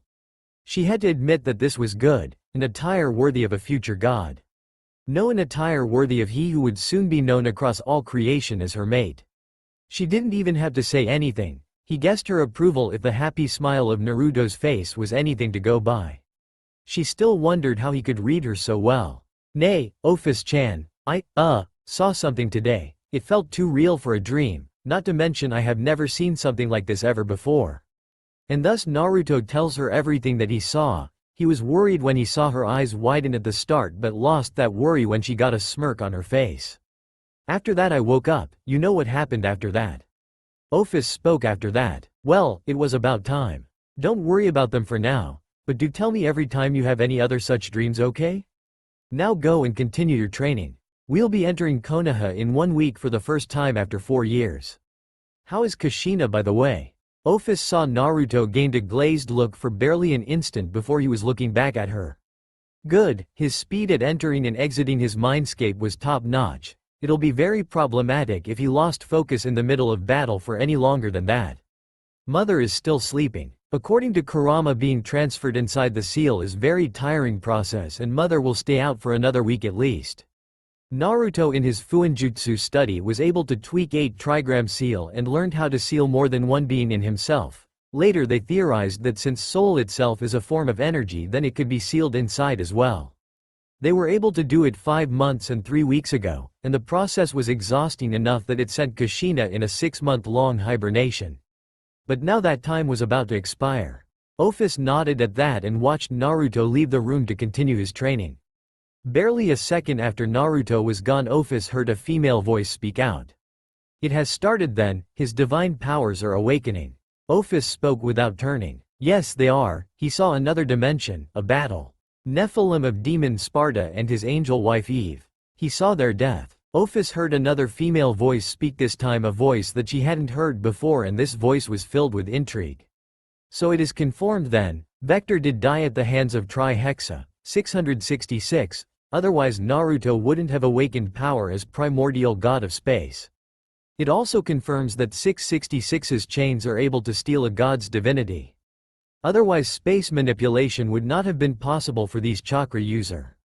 Ophis turned her head towards the voice and saw her form, or rather her new form, and raised an eyebrow. First time I've seen you in a female form. Death smirked and looked at Naruto right through the wall. Death's appearance. Google, Death Deadpool, or Death by Eduard Marinoff, check first image. Well, there is this one man who I really wanted to impress. Then you picked the wrong appearance, you should have taken a more childish form. Spoke the first female voice again. This woman was none other than the god of time, fate and possibilities. Her name, well, one of her names is Kylina. Yes, the same, Empress of Time from Prince of Persia. Goddess of Time's current appearance. Google, Remilia Scarlet full 1,227,579 feet first image. She'll sometimes change her appearance to, Google, Empress of Time from Prince of Persia. The woman, little girl, was sitting in a very vampirish way, majestically on a flying throne high in the air with one leg over other and sipping blood or wine from the glass slowly. Death and Ophis turned to look and gave the third woman a dry look. Have you looked at the way he looks at his mother? Spoke Ophis. He is probably the only one who thinks that he is being discreet in ogling her. Continued Death. He has even called me mother during one of our sessions. I would have been angry if I actually cared who he slept with. Supplied Ophis. Thanks for that, I was quite sure you wouldn't mind if I played the rape game with him, but it's good to have a confirmation. Said Death. Go ahead, do make sure to not traumatize him though. I'm quite sure that Kushina wants to ride him too, and that was the real reason why she was so happy with being transferred to the seal. She will be able to physically interact with Naruto there after all. Spoke Ophis. Ho, in that case I'd like to join in on the fun too. I'd love to see other applications of that cage bunchin technique of his. Can't say I've got a chance at being filled in both holes by the same man at the same time. Spoke Kylina. Both Ophis and Death froze for a moment after hearing those words, and then Ophis's eyes narrowed slightly and she spoke. I will be joining you too. And then she looked away, trying to hide that gleam in her eyes. There was no way that she was going to miss that. Death and Kylina looked at each other and exchanged sly grins. Death then frowned a little as she thought about something else. I've been getting souls from that planet, all of which stopped yesterday. That must have been the last being alive except for Dante and Virgil. But, it's been 5 hours since Naruto saw that dream and I still haven't got their souls. Ophis and Kylina looked at Death's confused expression. Ophis spoke, has such a thing happened before? Death answered, a few times, the last such case was Uzumaki Kushina. Both Ophis and Kylina's eyes widened at those words. Ophis stood up and disappeared in a dimensional hole before anyone could even say anything. She came back not 5 seconds later, but different than how she was gone. She had a smirk on her face, and the reason for that was obvious. In her hands were 2 swords, Rebellion, which belonged to Dante, and Yamato, Virgil's katana. The most important part though was the fact that all 3 goddesses sensed the same thing about the swords. They remembered this feeling very well, considering that swords of this kind were not actually that rare, not for them at least. Both Rebellion and Yamato were at this moment sentient swords. And the reason for this happening was obvious to all 3 of them. They could sense Virgil's soul fused together with Yamato and Dante's soul with Rebellion. Kylina snickered and Death sighed as she spoke. Swords? Their own swords? Really? Kushina at least chose her son. Who the fuck can't leave their swords behind? It was Ophis though whose reaction was most interesting. She had a grin, a bloodthirsty grin, something which didn't suit the goddess part of her at all. But it was perfect for the dragon part of her, the one which favored only battle, carnage and destruction. Ophis focused a little and Rebellion changed and took the form of a scythe, and then changed back into its default form. These 2 will make fine weapons for my beloved dragon. Instruments worthy of my emperor. At this both Death and Kylina had similar smiles on their faces. Yes, they will. Humans, such fickle creatures. So easily manipulated that one might wonder if they were waiting for someone to manipulate them. Tomorrow will be the day when Naruto will have to join the Shinobi Academy. Well, that is not actually true. The real reason is that they have waited long enough. Time for world to see Naruto in all his glory was fast approaching and they have a board to set. It wouldn't do for Naruto to make an appearance and not have an audience waiting for him, now would it? If one was thinking that Naruto was about to get all his enemies killed, weakened or trapped or something like that, then they are horribly wrong. It is exactly the opposite. He needed the world ready and on its toes.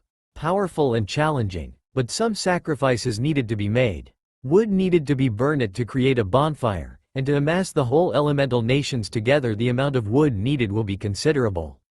The death of Uchiha clan will be the first step on that path. Almost 200 black snakes left the safety of Uzumaki compound. The horde would have scared anyone, but thankfully no one was there to see it. Too bad, no one will know what hit them and it would be too late to do anything by the time they realized it.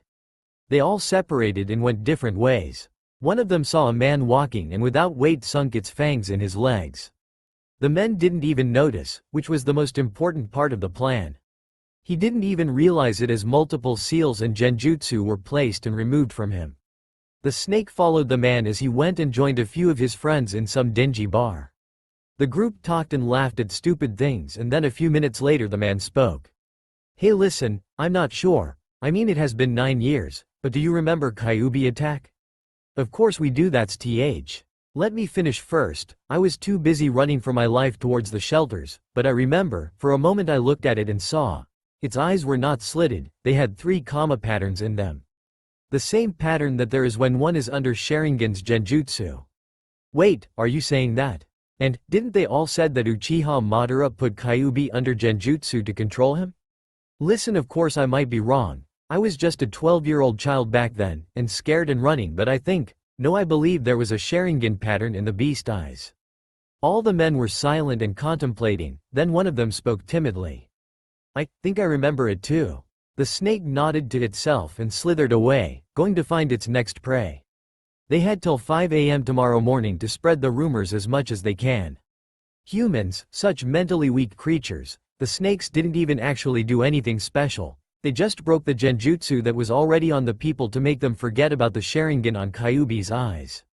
These humans will end up destroying each other on their own. Hindsight is a bitch, isn't it? Shut up, Kurama. Shut up, Kurama. Both mother and son shouted together at the smirking fox. The reason for their anger? Well, their plan worked too fucking well. The snakes, which were not actually real snakes but constructs created using seals, were spectacular success, and removed any and all genjutsu from anyone they bit. Including the genjutsu that stopped people from making connection between Naruto and Minato's appearance, between Naruto and Uzumaki Kushina's name and behavior and other such things. Unless of course they already knew of the fact. Well, it was not actually their fault, they didn't even have any idea about that genjutsu existing. Though now that they thought about it they should have. The inability of Konoha's people in making that connection was too damn fucking obvious. Naruto sighed loudly. They now had one less mental bomb to drop on people of Konoha, and he was so looking forward to seeing their expression of shock and horror. Not to mention, at this he passed his fingers through his hairs and sighed. I wouldn't have tried so hard to change my hairstyle if I wanted to look like that filthy sperm donor. He put the thoughts of Minato behind him and focused on current predicament. There will be need for a little bit of adjusting, but he was sure that they could use this to their advantage. At least the people were still dumb and pathetic and were probably thinking something like, this cannot be, or there is no was that the demon is Yondaimi's son. And things like that. If instead they suddenly started accepting him, loving him, or even worse calling him Yondaimi's honorable son, then he just might drop a meteor on them. Dude, you've got issues. Naruto sighed at that voice, coming from inside his sleeves. The swords were put inside seals that were drawn on insides of his sleeve. He had no idea how they could still talk. Yeah, sure, the seals were not stasis seal and just simple storage seal, but still they were literally in a pocket dimension. At first when Ophis gave him those 2 swords, Rebellion and Yamato, he was ecstatic. Well, that was until of course Dante started speaking. The man was funny and all, but he just spoke so much. Naruto replied in an annoyed voice. As if you've got any right to say that. You hate your father just for being a demon, at least I'm not a hypocrite. You won't understand, I don't care if people hate me for something I didn't do. They are pathetic and their opinion are worth shit. But I can't take it if they praise or love me just for being born to that man. It's so frustrating that all the hard work was for nothing and that the reason you got accepted was because of who your father was, not for being yourself. Spoke Virgil solemnly. Naruto sighed and nodded. This is why he liked this guy. He was too damn intelligent and awesome. Oh well, no time to mope. And with renewed resolve Naruto stepped forward and started falling down from the top of Hokage Mountain. He closed his eyes at the feeling of wind rushing down his face and enjoyed it. He could hear the screams of some people from down below and smirked. The people could only look in horror as someone fell down from the top of Hokage Mountain. Everyone got away from the point of impact in time but not too far away, and thus they got painted in flesh and gore that splattered the ground. After 2 minutes of screaming someone noticed something amiss. Soon everyone noticed it and people started moving away and climbing walls to get a better look at it. And then their eyes widened and jaws clenched. For written in blood and flesh was one simple message. Uzumaki Naruto is back bitches. Tilda. From far away they heard someone shout, "Jackpot baby." But no one could tear the eyes away from that macabre display. And wondered what the future will bring them. That's all for now. If you enjoy this video, then please like, share and do comments.